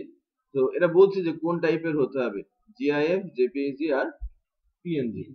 সো আমি ক্রিয়েট ফেভ আইকন বলছি, ডাউনলোড করে দিয়েছে, আইকন কিন্তু তৈরি করে ফেলেছে। ওকে, সো আমি ডাউনলোড করে নিচ্ছি এটাকে, এই ফেভ আইকনটাকে। ফাইলটার নাম দেখেছেন, favicon.ico। সো এটাকে আমি সেভ করছি আমার আমার যেখানে আম, আমার ফোল্ডারটা বা আমাদের ফোল্ডারটা আছে। আমাদের ফোল্ডারটার নাম কি,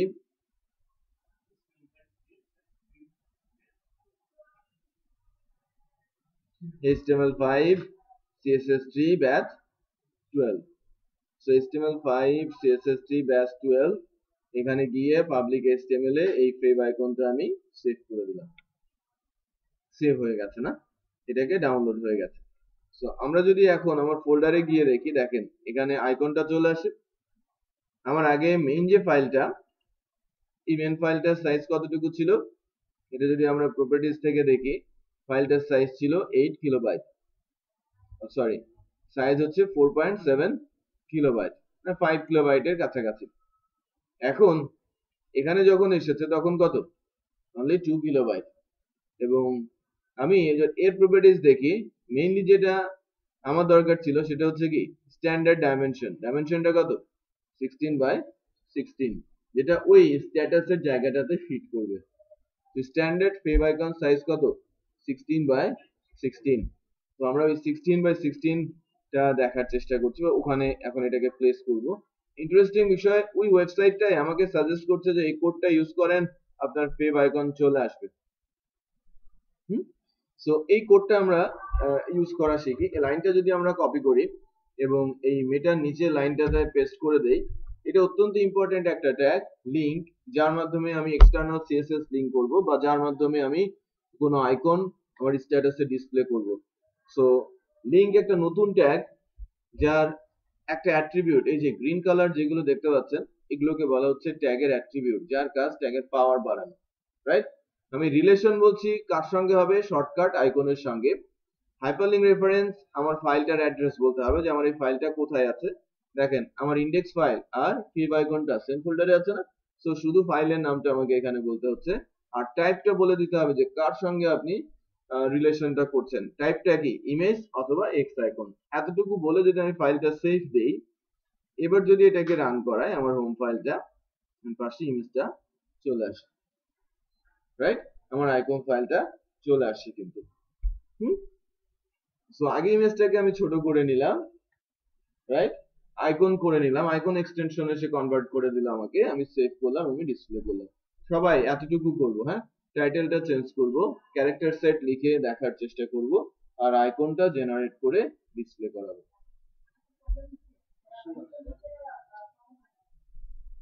কপি হচ্ছে না, হচ্ছে না?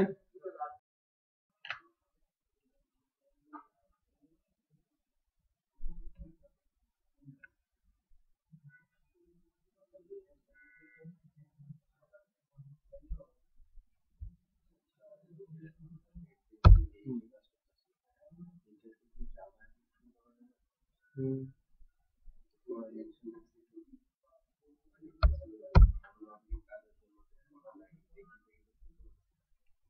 করা যায়। হুম, হ্যাঁ, ওই ফুল ভার্সন ইনস্টল করতে হবে সেক্ষেত্রে আপনার। জাভা জাভা স্ক্রিপ্ট কিন্তু টোটালি ডিফারেন্ট। কি জাভা, জাভা জাভা তাহলে আপনাকে ওই নেটবিক্সের ফুল ভার্সনটা ডাউনলোড, আপনি ওই প্রজেক্ট ফাইলটাতে ক্লিক করেন, এক প্রজেক্ট ফাইলটাতে ক্লিক করেন, করেন, আর এখানে জাভা নেই।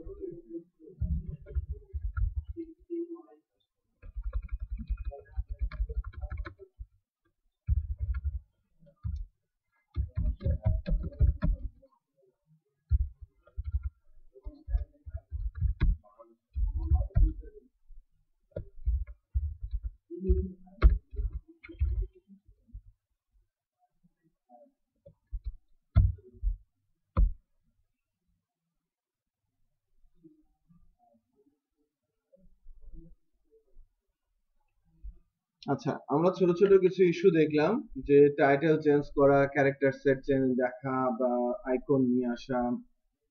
এখন আমরা একটা কাজ করব আর কি। ক্যারেক্টার সেটটা বিষয়টা কি, তাই না? এটা ইউনিভার্সাল, মনে করেন যে কোনো ল্যাঙ্গুয়েজ সাপোর্ট করবে তার জন্য একটা ভ্যালু দেওয়া আছে, স্পেসিফিক ল্যাঙ্গুয়েজের জন্য একটা ভ্যালু দেওয়া আছে। আপনি যদি ওয়েবে গিয়ে ক্যারেক্টার সেট বলেন, যে ক্যারেক্টার সেট স্পেসিফিক ল্যাঙ্গুয়েজের জন্য, অথবা list of character set, list value of character set, তাহলে সকল দেশের সকল ল্যাঙ্গুয়েজের ক্যারেক্টার সেট ভ্যালু দেওয়া আছে। তো আমি শুধু এই ল্যাঙ্গুয়েজই সাপোর্ট করব, অন্য কোনো কিছু সাপোর্ট করব না। তখন ওই স্পেসিফিক ক্যারেক্টার সেট ভ্যালুটা আমাকে দিতে হবে। আর যেহেতু আমি সব সাপোর্ট করতে যাচ্ছি, ডিফল্ট আমি দিয়ে রেখেছি কি UTF-8। ঠিক আছে, তো সকল ল্যাঙ্গুয়েজে এটা সাপোর্ট করবে। এখন ওয়েব পেজ যখন আমি বলছি,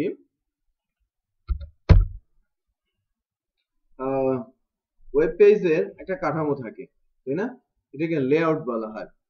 লেআউট দুই ভাবে তৈরি হয়, একটা সিএসএস কন্ট্রোল আর একটা কি ফিক্সড টেবিল বেসড, নরমালি যেটাকে বলা হয়। বাট ফিক্সড বা টেবিল বেসড যে লেআউটটা, এটা রেয়ার কেসে দেখা যায়। অনেক আগে এটা ইউজ হয়েছে, এখন তার ইউজ একেবারেই নেই। টেবিল বেসড লেআউটের ইউজ নেই বললেই চলে। সিএসএস ড্রিভেন লেআউটই সবচেয়ে বেশি হচ্ছে। বাট আমরা ফার্স্টের দিকে শেখার জন্য, লেআউট শেখার জন্য টেবিল লেআউটটাই ইউজ করব বা শুরু করব। ঠিক আছে, টেবিল বেসড লেআউটটাই শিখবো আর কি।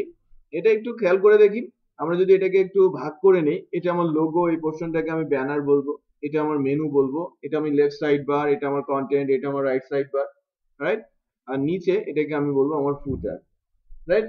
সো এটা আরেকটু অন্যভাবেও আমি ম্যানেজ করতে পারি। বাট এটা কিন্তু একটু ডিফারেন্ট, তাই না? পুরো ব্যানারটা একটা পুরো ফুল পোর্শনে আছে, বাট মাঝের অংশটুকু কি আবার কিছু অংশ লেফট এবং রাইটে ছেড়ে দিয়েছে। আমি একটা কাজ করি, সেটা হচ্ছে এরকম যে আমরা একটা লেআউট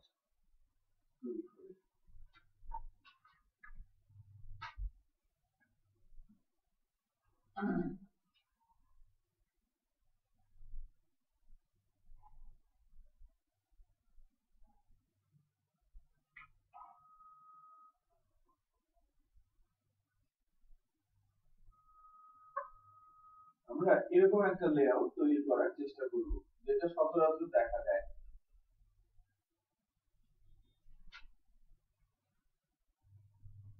এবং এটা ফার্স্ট টেবিল দিয়ে বানাবো। এরকম দেখতে, এখানে থাকবে আমার লোগো, এটা আমার ব্যানার, এটা হচ্ছে আমার মেনু, এটা আমার লেফট,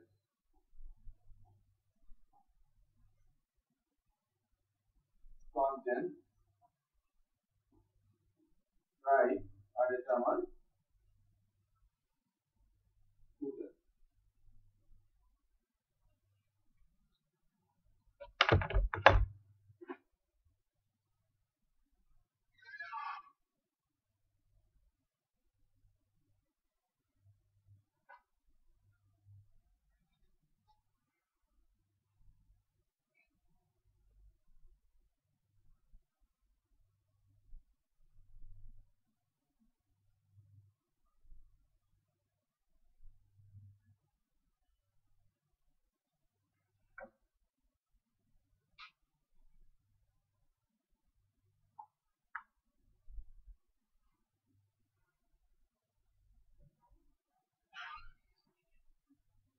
আচ্ছা,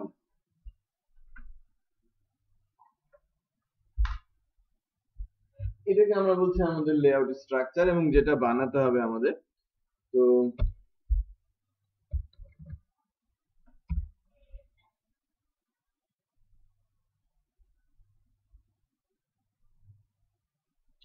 HTML এ লেআউটের ট্যাগ আছে 7টা আর কি, সেই ট্যাগগুলো আমি একটু লিখে দেখাচ্ছি। আমি লেআউটের ট্যাগ বলছি 7টা: table, div, header, nav,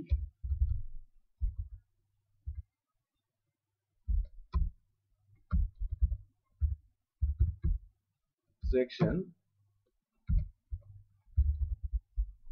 side, footer। আমার ট্যাগের সংখ্যা টোটাল 7টা, যখন আমি এই ট্যাগগুলো দিয়ে লেআউট বানাতে পারবো। ওয়েবসাইট লেআউট, ওয়েবসাইটের একটা লেআউট আমরা বানাতে পারবো।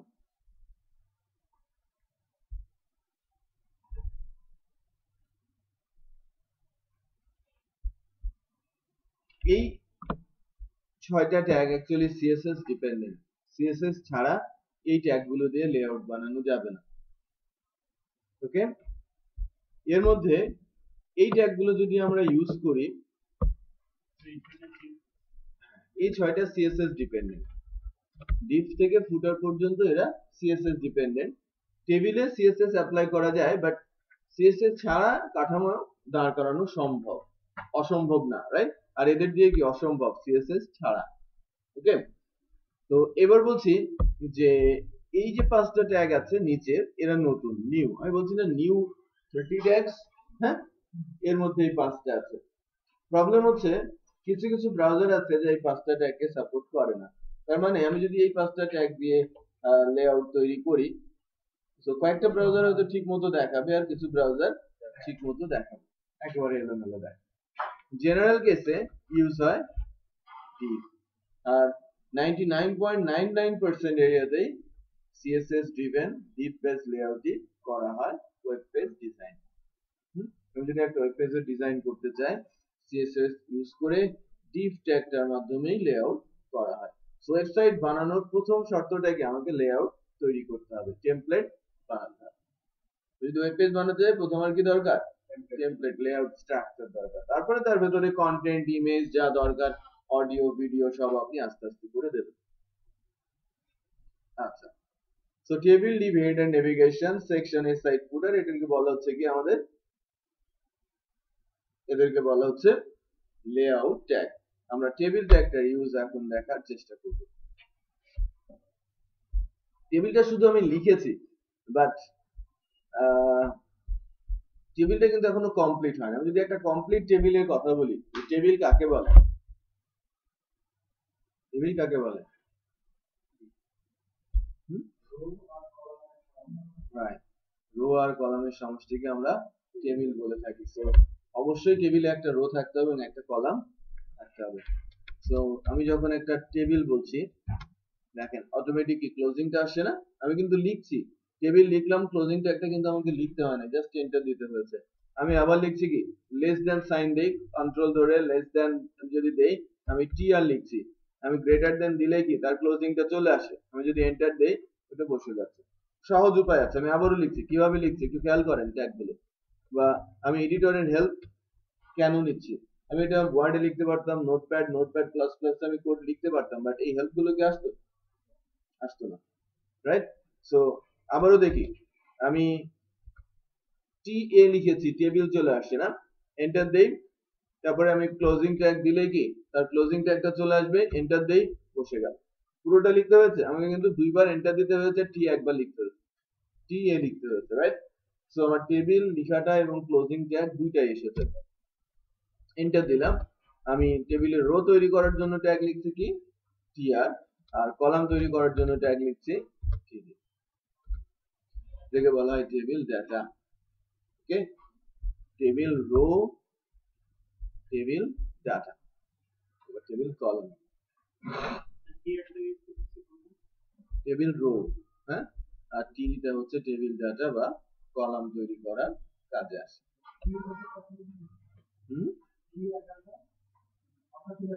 হ্যাঁ, অটোই পাবেন না, আপনি লেস দিয়ে টিএ লিখেন, কিন্তু লিস্টে চলে আসে না। এন্টার দিলে এটা চলে আসলো, বসে গেল, তারপর গ্রেটার দিলাম, ক্লোজিংটা বসে গেল, এন্টার দিলাম, ওটা বসে গেল।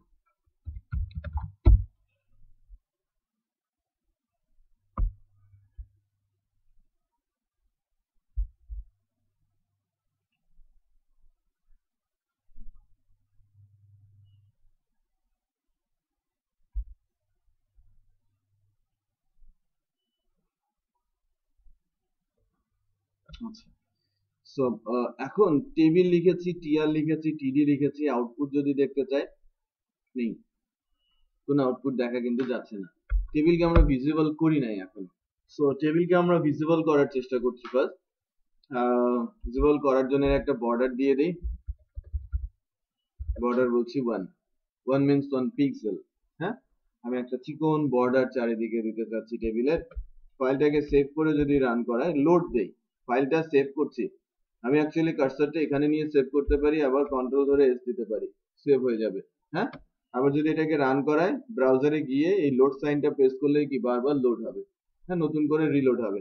অথবা রাইট ক্লিক করে আমি কি বলবো, এখানে তো এই যে রিলোড সাইনটা প্রেস করব, রাইট ক্লিক করে রিলোড সাইনটা প্রেস করলেই হবে। সহজ কি, এই রিলোডটা প্রেস করলেও হবে, অথবা আরেকটা আছে কি F5 প্রেস করলেই লোড হয়ে যাবে। ঠিক আছে, কয়েকটা উপায় কিন্তু আমরা জানি। আচ্ছা, নাইস। তো বর্ডার হয়েছে, বর্ডারটা দিয়েছে ছোট্ট একটা সেলের মতো দেখা যাচ্ছে, তাই না? এই যে এখানে আমরা দেখতে পাচ্ছি। সো এইবার এটাকে আমি উইথ আর হাইট দিব। আমার ল্যাপটপের স্ক্রিন রেজুলেশন হচ্ছে 1280, 1280 হচ্ছে স্ক্রিন রেজুলেশন। সো 1280 রেজুলেশনের স্ক্রিনে আমার ওয়েব পেজ যদি হয়, দেখেন 1280, উইথটা কত 1280, আর হাইটটা হচ্ছে 768। স্ট্যান্ডার্ড রেজুলেশন, স্ট্যান্ডার্ড ধরা হয় ঠিক ওইটাকেই যেটা ম্যাক্সিমাম ইউজার ইউজ করে। ম্যাক্সিমাম এখনো ইউজ করে কি উইন্ডোজ 7, ওটা ইনস্টল দিলে বাই ডিফল্ট রেজুলেশন আছে 1024। এটা উইন্ডোজ 8 ডিফল্ট রেজুলেশন আছে 1280। তো ম্যাক্সিমাম ইউজার যেহেতু এটাকে ইউজ করছে, সেটাকেই কি আমরা ডিফল্ট ধরে আমাদের প্র্যাকটিসটা করতে হবে। সো আমরা ধরে নিচ্ছি যে ম্যাক্সিমাম ইউজার যে স্ক্রিন রেজুলেশনে আছে সেটা হচ্ছে 1024। আর এর জন্য আমরা যখন কোনো ওয়েবসাইট তৈরি করতে যাব, ওয়েবসাইটের স্ট্যান্ডার্ড উইথ যেটা ধরা হয় সেটা হচ্ছে 980, যদি হয় সেটা ফিক্স। আমি ফিক্স বলে দিচ্ছি যে 980 পিক্সেল উইথ হবে, ছোট হবে না, বড় হবে না। আমার রেজুলেশন যতই ছোট হোক বা বড় হোক, রাইট? আমার মেশিনের রেজুলেশন যাই হোক না কেন, আমার এই টেবিলটার উইথ হবে কত, 980 পিক্সেল। হ্যাঁ, এটা স্ট্যান্ডার্ড মাপ। হ্যাঁ, এটা ইউএস মার্কেটের জন্য স্ট্যান্ডার্ড, আর ইউকে এর জন্য হচ্ছে 960। 960 হচ্ছে ইউকে, আর ইউএস হচ্ছে 980। সো আমি ফাইলটা সেভ করে যদি লোড দেই, যে লোড দিচ্ছি, ইউএস এর জন্য 80, ইউকে 60। আচ্ছা, তো দেখেন উইথটা হলো না, উইথটা কিন্তু 980 হয়েছে। এই রাইট সাইডে এতখানি জায়গা পড়ে থাকার কারণ কি, আমার রেজুলেশন কত, 1280। আচ্ছা, ওই জায়গাটা আমরা একটু ভালো করে দেখানোর জন্য এটা করতে পারি, অ্যালাইন সেন্টার। এই যে আমি কিছুক্ষণ আগে বলছিলাম যে ট্যাগ আছে, আবার সাথে সাথে কি আছে, ট্যাগের অ্যাট্রিবিউট আছে, এবং স্পেসিফিক ভ্যালুর মাধ্যমে আমি ট্যাগকে পাওয়ার করতে পারি, রাইট? সো আমাদের শুধু 114টা ট্যাগ জানলে হবে না, তার অ্যাট্রিবিউট জানতে হবে, তার ভ্যালু জানতে হবে, তাই না? মনে হচ্ছে যেন অনেক কঠিন কিছু, রাইট? এটা প্র্যাকটিস, কঠিন না। আমরা প্র্যাকটিস করলে কি, এটা দেখছেন শিখে যাচ্ছেন, পরবর্তীতে কি আর ভুলে যাবেন? যদি প্র্যাকটিস করেন ভুলবেন না, না করলে ভুলে যাবেন। দুইবার চারবার লিখলে কি মনে থাকবে না? যদি আমাদের অলওয়েজ একই কাজ করতে হয়, মনেই থাকবে, বেশি দিন আর কোড লিখতে ইচ্ছে হবে না, রাইট? যখন কোডিং করবেন, একজন কোডার যেরকম কি মেশিন লংজিবিলিটি হারিয়ে ফেলে, কোডারও ঠিক তাই। কোডার বেশি দিন কোড করতে পারে না, 4-5 বছর। বাট তারপরে যারা যায়, বলতে পারেন যে নোকিয়া অথবা স্যামসাং এর এইগুলো, হ্যাঁ, তারা বেশি দিন যায়। আচ্ছা, তারা তারা কি করে 4-5 বছর পর, তারা কি করে, রাইট? 4-5 বছর পরে তারা অ্যানালিস অথবা কি ডিফারেন্ট কোনো কিছুর উপরে রিসার্চ করছে, রিসার্চ বেস প্রোগ্রামিং করছে। স্পেসিফিক সফটওয়্যার ডেভেলপমেন্টের কোড কিন্তু তারা করছে না। তাহলে এক অফিসে 9টা-5টা কোড লিখছে, কতদিন একই জিনিস, মনে হবে যেন একই জিনিস রিপিট করছি। বাট আপনি অলওয়েজ কি ডিফারেন্ট ডিফারেন্ট কোড লিখছেন, ডিফারেন্ট ডিফারেন্ট প্রবলেমের সলিউশন দিচ্ছেন। বাট আমার কোড প্যাটার্ন কি সেম। সো কোডার অলওয়েজ কি হাংরি থাকে, রাইট? সে যদি চ্যালেঞ্জের মুখোমুখি হয় তার জন্য কোনো সমস্যা না, বাট যদি কোনো চ্যালেঞ্জ না থাকে তাহলে সে ওখানে আর কাজ করে মজা পাবে না। ম্যাক্সিমাম কেস এটা হচ্ছে যে সফটওয়্যার ফার্ম গুলোতে 4-5 বছর হয়ে গেলে ডেভেলপারকে কোডারকে রাখাটা কঠিন হয়ে যাচ্ছে। তারা কোডিং স্পেসিফিক টাইমে বা নির্দিষ্ট সময় করতে চাচ্ছে না, কোড করবে তার ইচ্ছে মতো, তাহলে সে ফ্রিল্যান্সার হয়ে যাচ্ছে, রাইট? করবে বা তার সুযোগ সময় মতো সে যে কাজ পছন্দ করে সেটা, আমাকে বাধ্য করলে আমি নাই। ওকে, হ্যাঁ সেটাই হওয়া উচিত। তো 4 বছর 5 বছর, হ্যাঁ অনেকে 7-8 বছরও টিকে যায়। আমি টিকতে পারিনি, আমি 4 বছর ছিলাম, 4 বছর কোড করেছি, এরপরে আর ইচ্ছা নেই, স্টিল কোড করছি বাট শেখানোর জন্য। হ্যাঁ রাইট রাইট, দ্যাটস রাইট আমি সি ইউ আর কি। সো ভ্যারাইটিস অফ চ্যালেঞ্জ, মানে প্রজেক্ট ছিল, কাজ করেছি, চ্যালেঞ্জ ছিল, প্রতিদিন 12-14 ঘন্টা কাজ করতে হয়েছে, রাইট? আবার কখনো কখনো 24 ঘন্টা, সেই অবস্থাও গেছে। এই মেন্টালিটিটা কিন্তু থাকতে হবে, স্যাক্রিফাইস।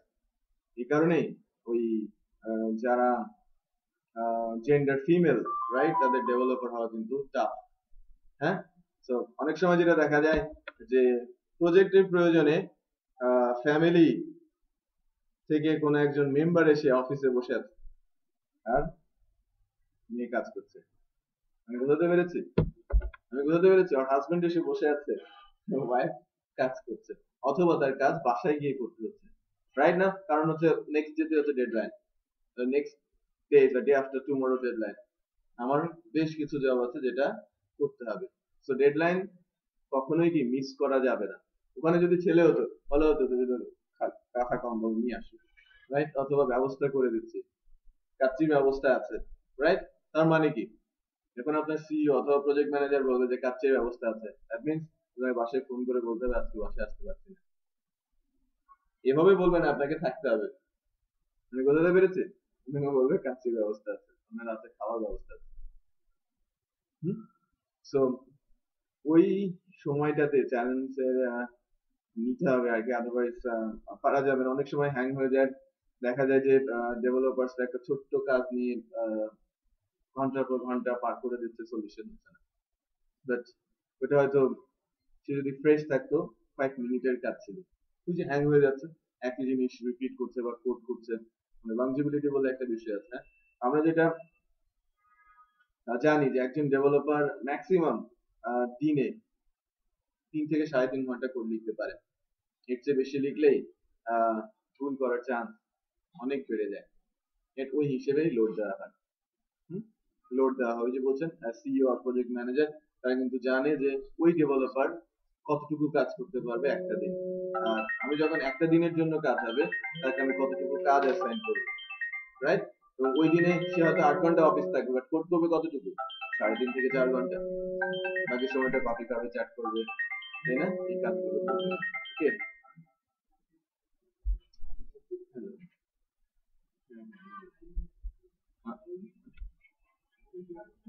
একটা গ্রামীণ চলে আসে চালু কর্পোরেশন। আমি একটা ইউজার রেজিস্ট্রেশন করছি, ওইটা ইমেল গেছে এটা বলতেছে, ঠিক আছে? এটা হচ্ছে মজিলা ব্রাউজার থেকে, মজিলা ব্রাউজার থেকে করলাম, গেছে, এটা দেখাচ্ছে যে এটা ইমেল আছে, account by clicking on the activation link, তাহলে ঝামেলা হচ্ছে, ইমেল অ্যাড্রেসটা দিতে হবে।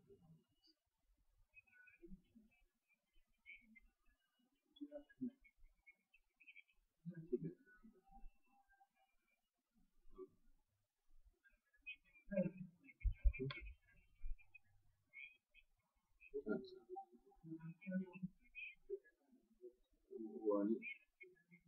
ওয়ারিদ রবিয়া সিরিজ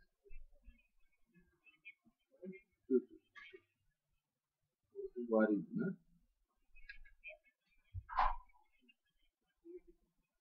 আচ্ছা আচ্ছা, তো আচ্ছা ঠিক আছে, আমি কি ওয়ারিদ আর রবি নাম্বার পাইলাম, ঠিক আছে।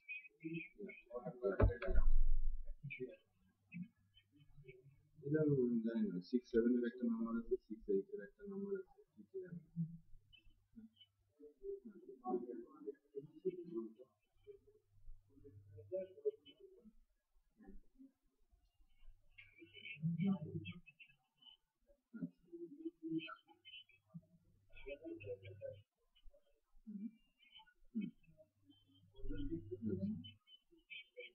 ও 1.8 1.8 আছে 0.18 আর 0.16 ঠিক আছে ঠিক আছে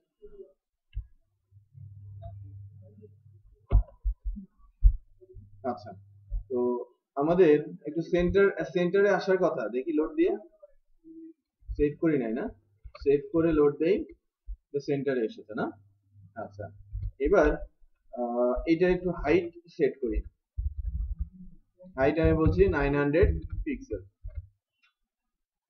ওকে আমি সেভ করে এটাকে রান করালাম সেভ করলাম ফাইলটা সেভ করলাম তারপরে আমি ব্রাউজারে গিয়ে যখনই লোড দিলাম তখন এই যে উইডথটা 980 ছিল হাইটটা 980 এবং একটাই সেল একটা সেল বলতে আমি বোঝাচ্ছি এর একটা রো একটা কলাম তাই না বাট আমি যে লেআউটটা করেছি এখানে কিন্তু রো আছে কয়টা রো কয়টা আছে চারটা রো আছে চারটা 1 2 3 4 রাইট চারটা ফার্স্ট রোতে আছে দুইটা কলাম ফার্স্ট রোতে দুইটা তারপরে একটা তারপরে নেই না আছে একটা হ্যাঁ একটা সেকেন্ড একটা থার্ডে আছে তিনটা আর 4 নম্বরে আছে একটা রাইট সো কলাম করছে কি টিডি রাইট কলাম গুলো বানাচ্ছে কি টিডি গুলো সো আমি আমার যে কোডটা আছে সো ফার্স্ট রোতে থাকবে কয়টা টিডি দুইটা তাই না দুইটা আমার ফার্স্ট রোতে দুইটা আগে একটা কাজ করি আমি চারটা রো তৈরি করে নিই যার যার প্রত্যেকটা রোতে একটা করেই কলাম থাকবে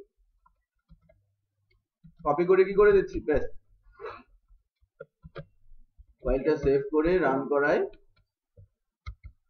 ফাইলটা সেভ করে রান করাই 1 2 3 4 তাই না আমি জাস্ট কপি করেছি ওই একটা রোয় কি করলাম যার একটা রো একটা কলাম আছে কপি করে আর তিনবার পেস্ট করে দিয়েছি তাহলে আরো চারটা রো তৈরি হলো আমার উইথ আর হাইট তো সেম তাই কি না উইথ হাইট সেম না তোর ভেতর থেকে সে জায়গাটা ক্যালকুলেট করে নেবে আমার যেহেতু একটা রো ছিল পুরোটা দখল করছিল দুইটা রো হলে সে অর্ধেক অর্ধেক করে দিত চারটা রো করেছে সো সে চারজনকে সমান ভাগে ভাগ করে দিয়েছে দেখেন ছোট বড় কি আছে সমান কিন্তু রাইট এখন পর্যন্ত আচ্ছা তো আমার চারটা রো হয়েছে এবং প্রতিটা রোতে একটা করে কলাম হয়েছে আমি এখন চাচ্ছি ফার্স্ট রোতে কয়টা হবে দুইটা টিডি সেকেন্ডটাতে একটা থার্ডে তিনটা ওকে আর ফোর্থে একটা সেভেন টু সেভ করে দেই সেভ করে যদি এখন রান করাই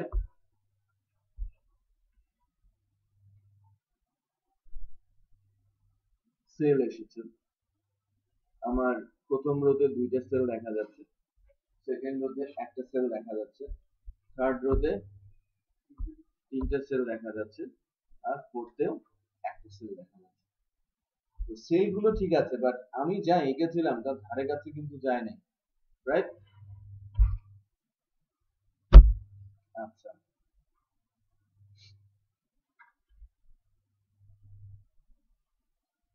ওকে এবার আমাকে যেটা করতে হবে সেটা হচ্ছে এরকম যে আমি আগে পজিশন গুলোর নাম দিয়ে নিই পজিশন গুলোর নাম দিচ্ছি like logo banner menu left content right footer তাই না আমি বোর্ডে যেভাবে লিখেছি ঠিক সেই হিসেবে আমি আমার পজিশন গুলোর নাম বলে দিলাম যে logo banner menu left content right আর সবার নিচে আছে কি আমার ফুটার। আবারও বলছি, লোগো, ব্যানার, মেনু। এই যে লোগো আর ব্যানার ফার্স্টের দুইটার জন্য আমি লোড দেই, নাম লিখেছি তো পেরে যাবো না? লোগো ব্যানার, হ্যাঁ। তারপরে এটা আমার মেনু, নিচে কি আসছে লেফট, কন্টেন্ট আর রাইট, তারপরে এটা আমার ফুটার। বাট আমি যা করতে চেয়েছি তার কাছাকাছি কিন্তু যায় নাই, রাইট? গিয়েছে না। টেবিলের বেশ কিছু লিমিটেশন আছে, সেই লিমিটেশন গুলো সম্পর্কে এখন একটু বলছি, যে কারণে এখন ইউনিভার্সাল ওয়েবে টেবিলের ইউজ নেই। হ্যাঁ, তো টেবিলের লিমিটেশন গুলোর মধ্যে সবচেয়ে বড় লিমিটেশন আছে, সেটা হচ্ছে যে টেবিল প্রতিটা রোতে সমান সংখ্যক কলাম এক্সপেক্ট করে। আমি যদি সবগুলো রোতে সমান কলাম দেই, আমার লেআউট হবে? হ্যাঁ, সবগুলো, রাইট? আমার থার্ড রোতে ম্যাক্সিমাম কলাম আছে 3টা, সে চাচ্ছে যে সবগুলো রোতে 3টা করে কলাম থাক। 3টা করে কলাম দিলে কি আমার আউটপুট আসবে? আউটপুট আসবে, বাট আমি যা চাচ্ছি সেটা আসবে না, রাইট? তো 3টা করে কলাম আমি তাকে দিব, বাট ভার্চুয়ালি, রাইট?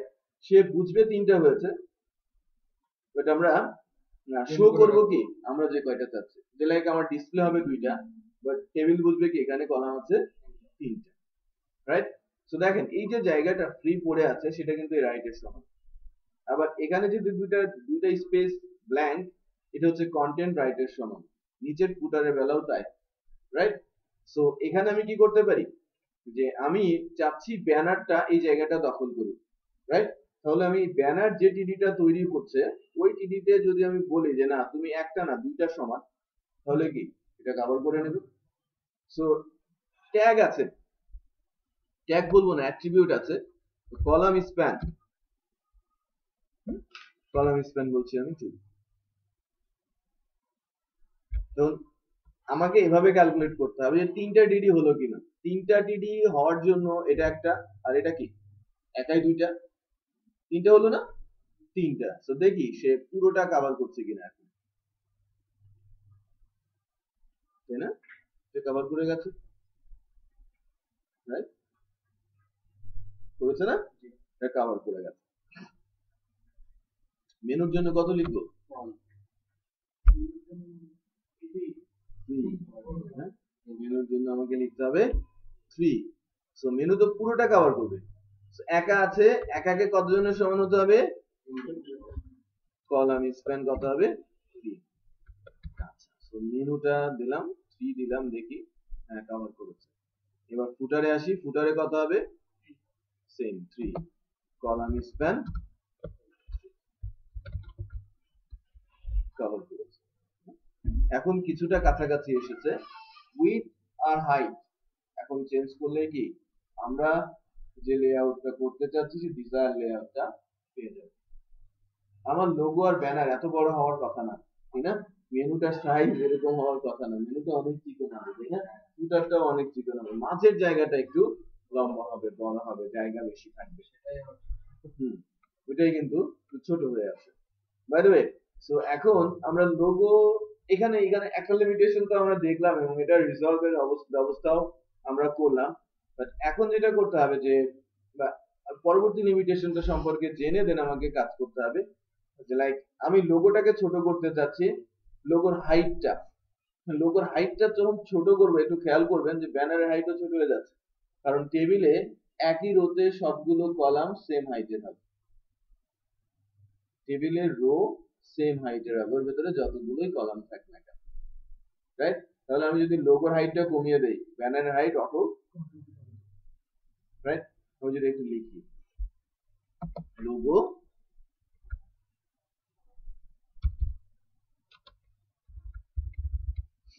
হাইট, আমি বলছি 150, লোগোর হাইট কমে গেছে না? ব্যানারের হাইটটাও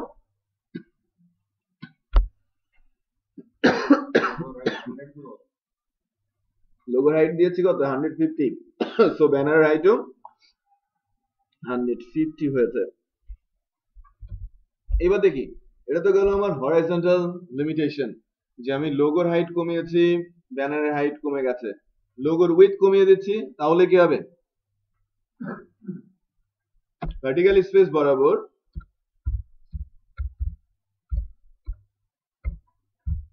দেখবেন যে লিমিটেশনটা কতটা স্ট্রং, যে আমি যখন লোগোর উইথ কমাচ্ছি, এটা কিন্তু সেম রোতে না, সেম কলামে লেফটের উইথও কমে যাবে। তার মানে কলাম বরাবর উইথ সেম থাকবে, হাইট বরাবর রো সেম থাকবে। আমি লোগোর হাইট কমালে ব্যানারের হাইট কমে যাচ্ছে, রাইট? আমি লোগোর উইথ কমালে লেফটের উইথও, কলাম সেম উইথের হবে, রো সেম হাইটের হবে। বোঝা যাচ্ছে? একই টেবিলে প্রতিটা রো বা রো এর ভেতরের প্রতিটা কলাম কি হবে? সেম হাইটের হবে। প্রতিটা রো কি একই রোতে প্রতিটা কলাম সেম হাইটের হবে, আর কলামগুলো ভার্টিক্যাল স্পেসে কলামগুলো সেম উইথের হবে। আমি যদি লোগোর উইথ কমিয়ে দেই, লেফটের উইথ কমবে, বাট রাইটের উইথ কিন্তু কমবে না, রাইট? আমি লোগো কমালে কি কমবে? একটু খেয়াল করবেন, উইথ 150 দিয়েছে, লোগো কমেছে সমানে সমান, না? রাইট?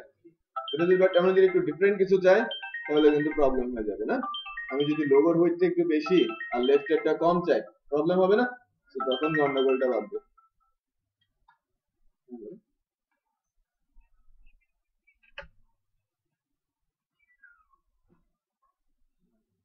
নট ফাউন্ড সার্ভার কোনটাতে দেখাচ্ছে?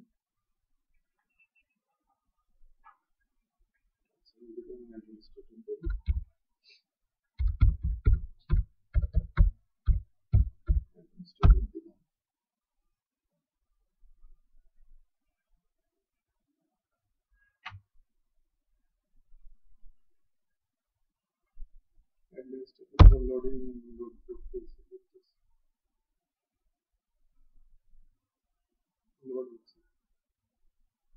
অনেক সময় নিচ্ছে।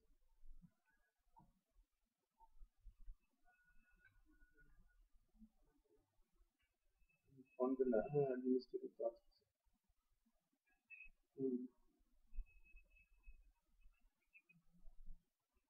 সেটাই তো বুঝতেছি না, একটা ব্রাউজারে দেখাচ্ছে, আরেক ব্রাউজারে দেখাচ্ছে না, এক আসতেছে আর এক আসতেছে না, লোড হচ্ছে, সময় নিচ্ছে অনেক, কিন্তু আসছে।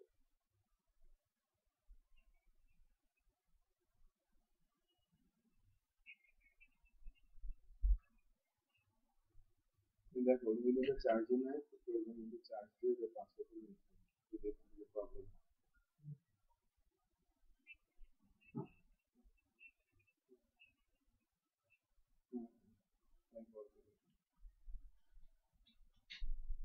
হয় কিনা দেখো।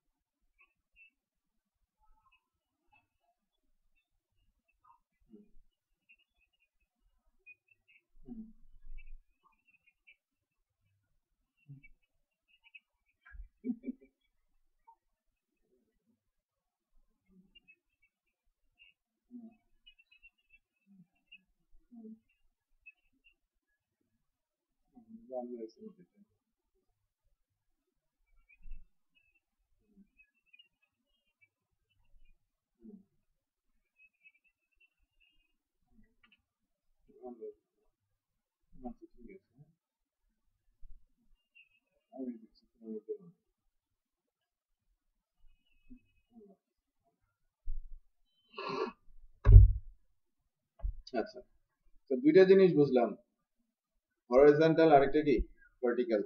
এখন আমি মেনুটার হাইট কমাবো, মেনুতে এসে হাইট আমি লাইক বলছি 40 পিক্সেল, তাই না? মেনুর হাইটটা আমি করে দিয়েছি কত?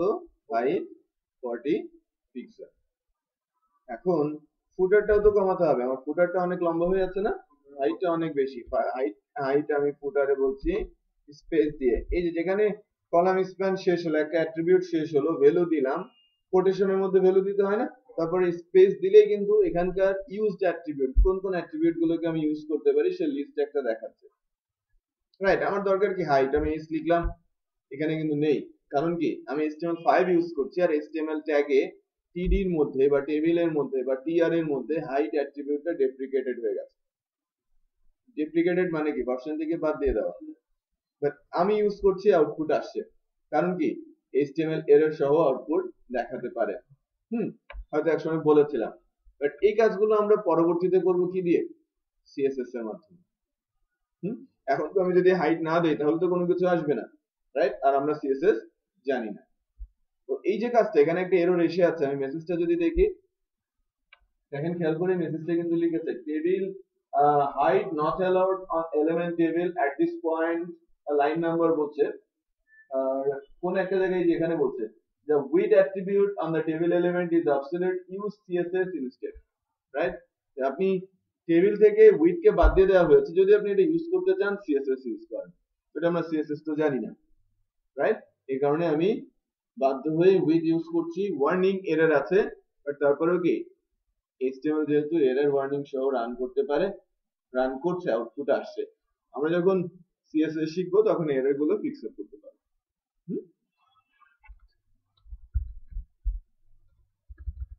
হাইট আমি বলছি কত হবে, 40 না 60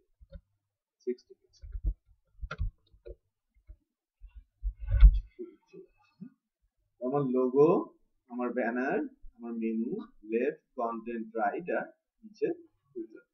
এন্ড রাইটটা কিন্তু বেশ উইথ নিয়ে আছে, এটাকে যদি আরেকটু কমাতে চাই, লাইক 150, সো এর উইথে এসে আমি বলছি 150 পিক্সেল।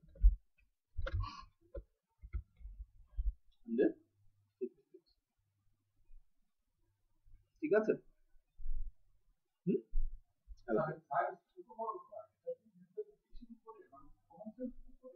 না, একটা স্ট্যান্ডার্ড আছে।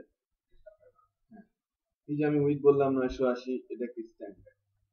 উইথটা 980, এটা একটা স্ট্যান্ডার্ড।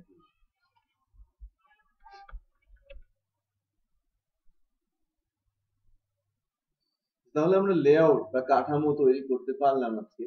তো নেক্সট ক্লাসে আমরা দেখবো যে আমরা এখানে ইমেজ আনতে পারছি, মেনু লিংক তৈরি করতে পারছি, একাধিক পেজ আমরা ক্লিক করে করে লিংক করাতে পারছি, ভেতরে কন্টেন্ট দিতে পারছি, প্যারা তৈরি করতে পারছি, হেডার তৈরি করতে পারছি, ফর্ম তৈরি করতে শিখছি, অথবা ভেতরে টেক্সট গুলোকে কখনো বোল্ড করা, ইটালিক করা, আন্ডারলাইন করা, মার্ক করা, বড় ছোট, হ্যাঁ, পাওয়ার দেওয়া, বেস লাইন দেওয়া, লাইন ব্রেক, হরিজন্টাল লাইন, এই সকল ট্যাগ গুলো ওই একদিনে কিন্তু আলোচনা সহজ।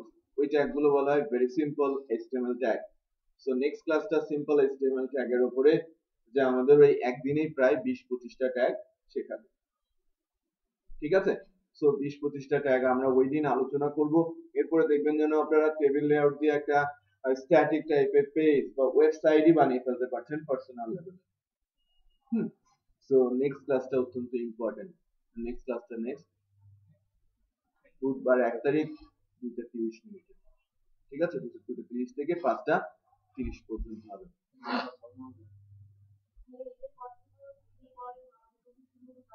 তখনও সেম টাইম, রেগুলার 2:30।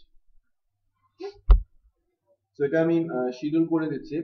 আজকে পর্যন্ত একটা স্কেজুল আছে, কিছুক্ষণের মধ্যে আরেকটা ক্লাস শুরু হবে, তোমাকে ল্যাব ছাড়তে হচ্ছে, আদারওয়াইজ আমি 5:30টায় করতাম।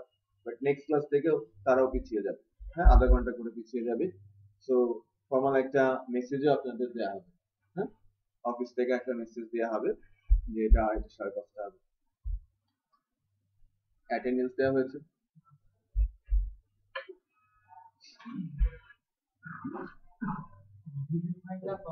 হ্যাঁ, আমি দিয়ে দিচ্ছি। ডেট দিয়ে আপনারা সিগনেচার দিয়ে দেন, দ্রুত পাস করবেন। আপনারা একটা পেন ড্রাইভ দেবেন, আমি কোড এবং ভিডিও দুইটাই দিয়ে দিচ্ছি। তো একটা পেন ড্রাইভ শেয়ার করে নেবেন, কোন একটা মেশিনে শেয়ার করেন, এখন তো একটু সময় নিলেও কিন্তু পেরে যাবেন। হ্যাঁ, আপলোড ওয়েবে, গ্রুপে আপলোড করে দেব। এটা ইনফ্যাক্ট 250-150 মেগাবাইট মতো হবে। কোড হয়তো আপলোড করা যাবে, বাট আপনারা দায়িত্ব নিলে যে কেউ কিন্তু এই কাজটা গ্রুপে দিয়ে দিতে পারে। হ্যাঁ, কোড কোড দেবে, বাট ভিডিওটা নিয়ে যাওয়া বেটার আর কি। হ্যাঁ অনেক সময় নেবে তো। হ্যাঁ সময় নেবে না, 150 মেগাবাইট করে করে। যদি ব্রডব্যান্ড কানেকশন থাকে কারো, তাহলে আপনি আপলোড দিয়ে দেবেন। ইউটিউবে না, আপনি আমাদের ওই ফেসবুক পেজটাতে আপলোড, একটা একটা জায়গায় ড্রপ বক্সে দিলেন অথবা কি গুগল ড্রাইভে দিলেন, লিংক শেয়ার করে দিলেন, গ্রুপে আপলোড করে দিলেন।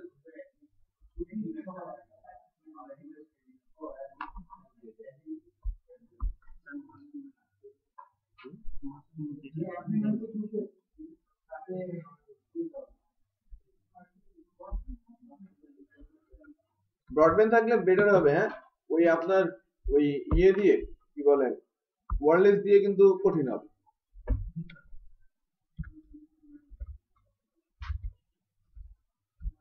ধানমন্ডি এরিয়াতে কে আছে? আপনি আছেন কি মাঝেতে ইউজ করেন? অলোক ইউজ করেন? মাঝেটা বেশ ভালো, ওরা আপলোডের জন্য ভেরি গুড। আচ্ছা ও কিন্তু ওর পারফরম্যান্স ভেরি গুড। সো এটা থাকলে আপনি ওই 10 মিনিটের হয়তো আপলোড দিয়ে দিতে পারবেন যদি ওই ব্রডব্যান্ড কানেকশন থাকে, বাট ওয়্যারলেস দিয়ে হয় না।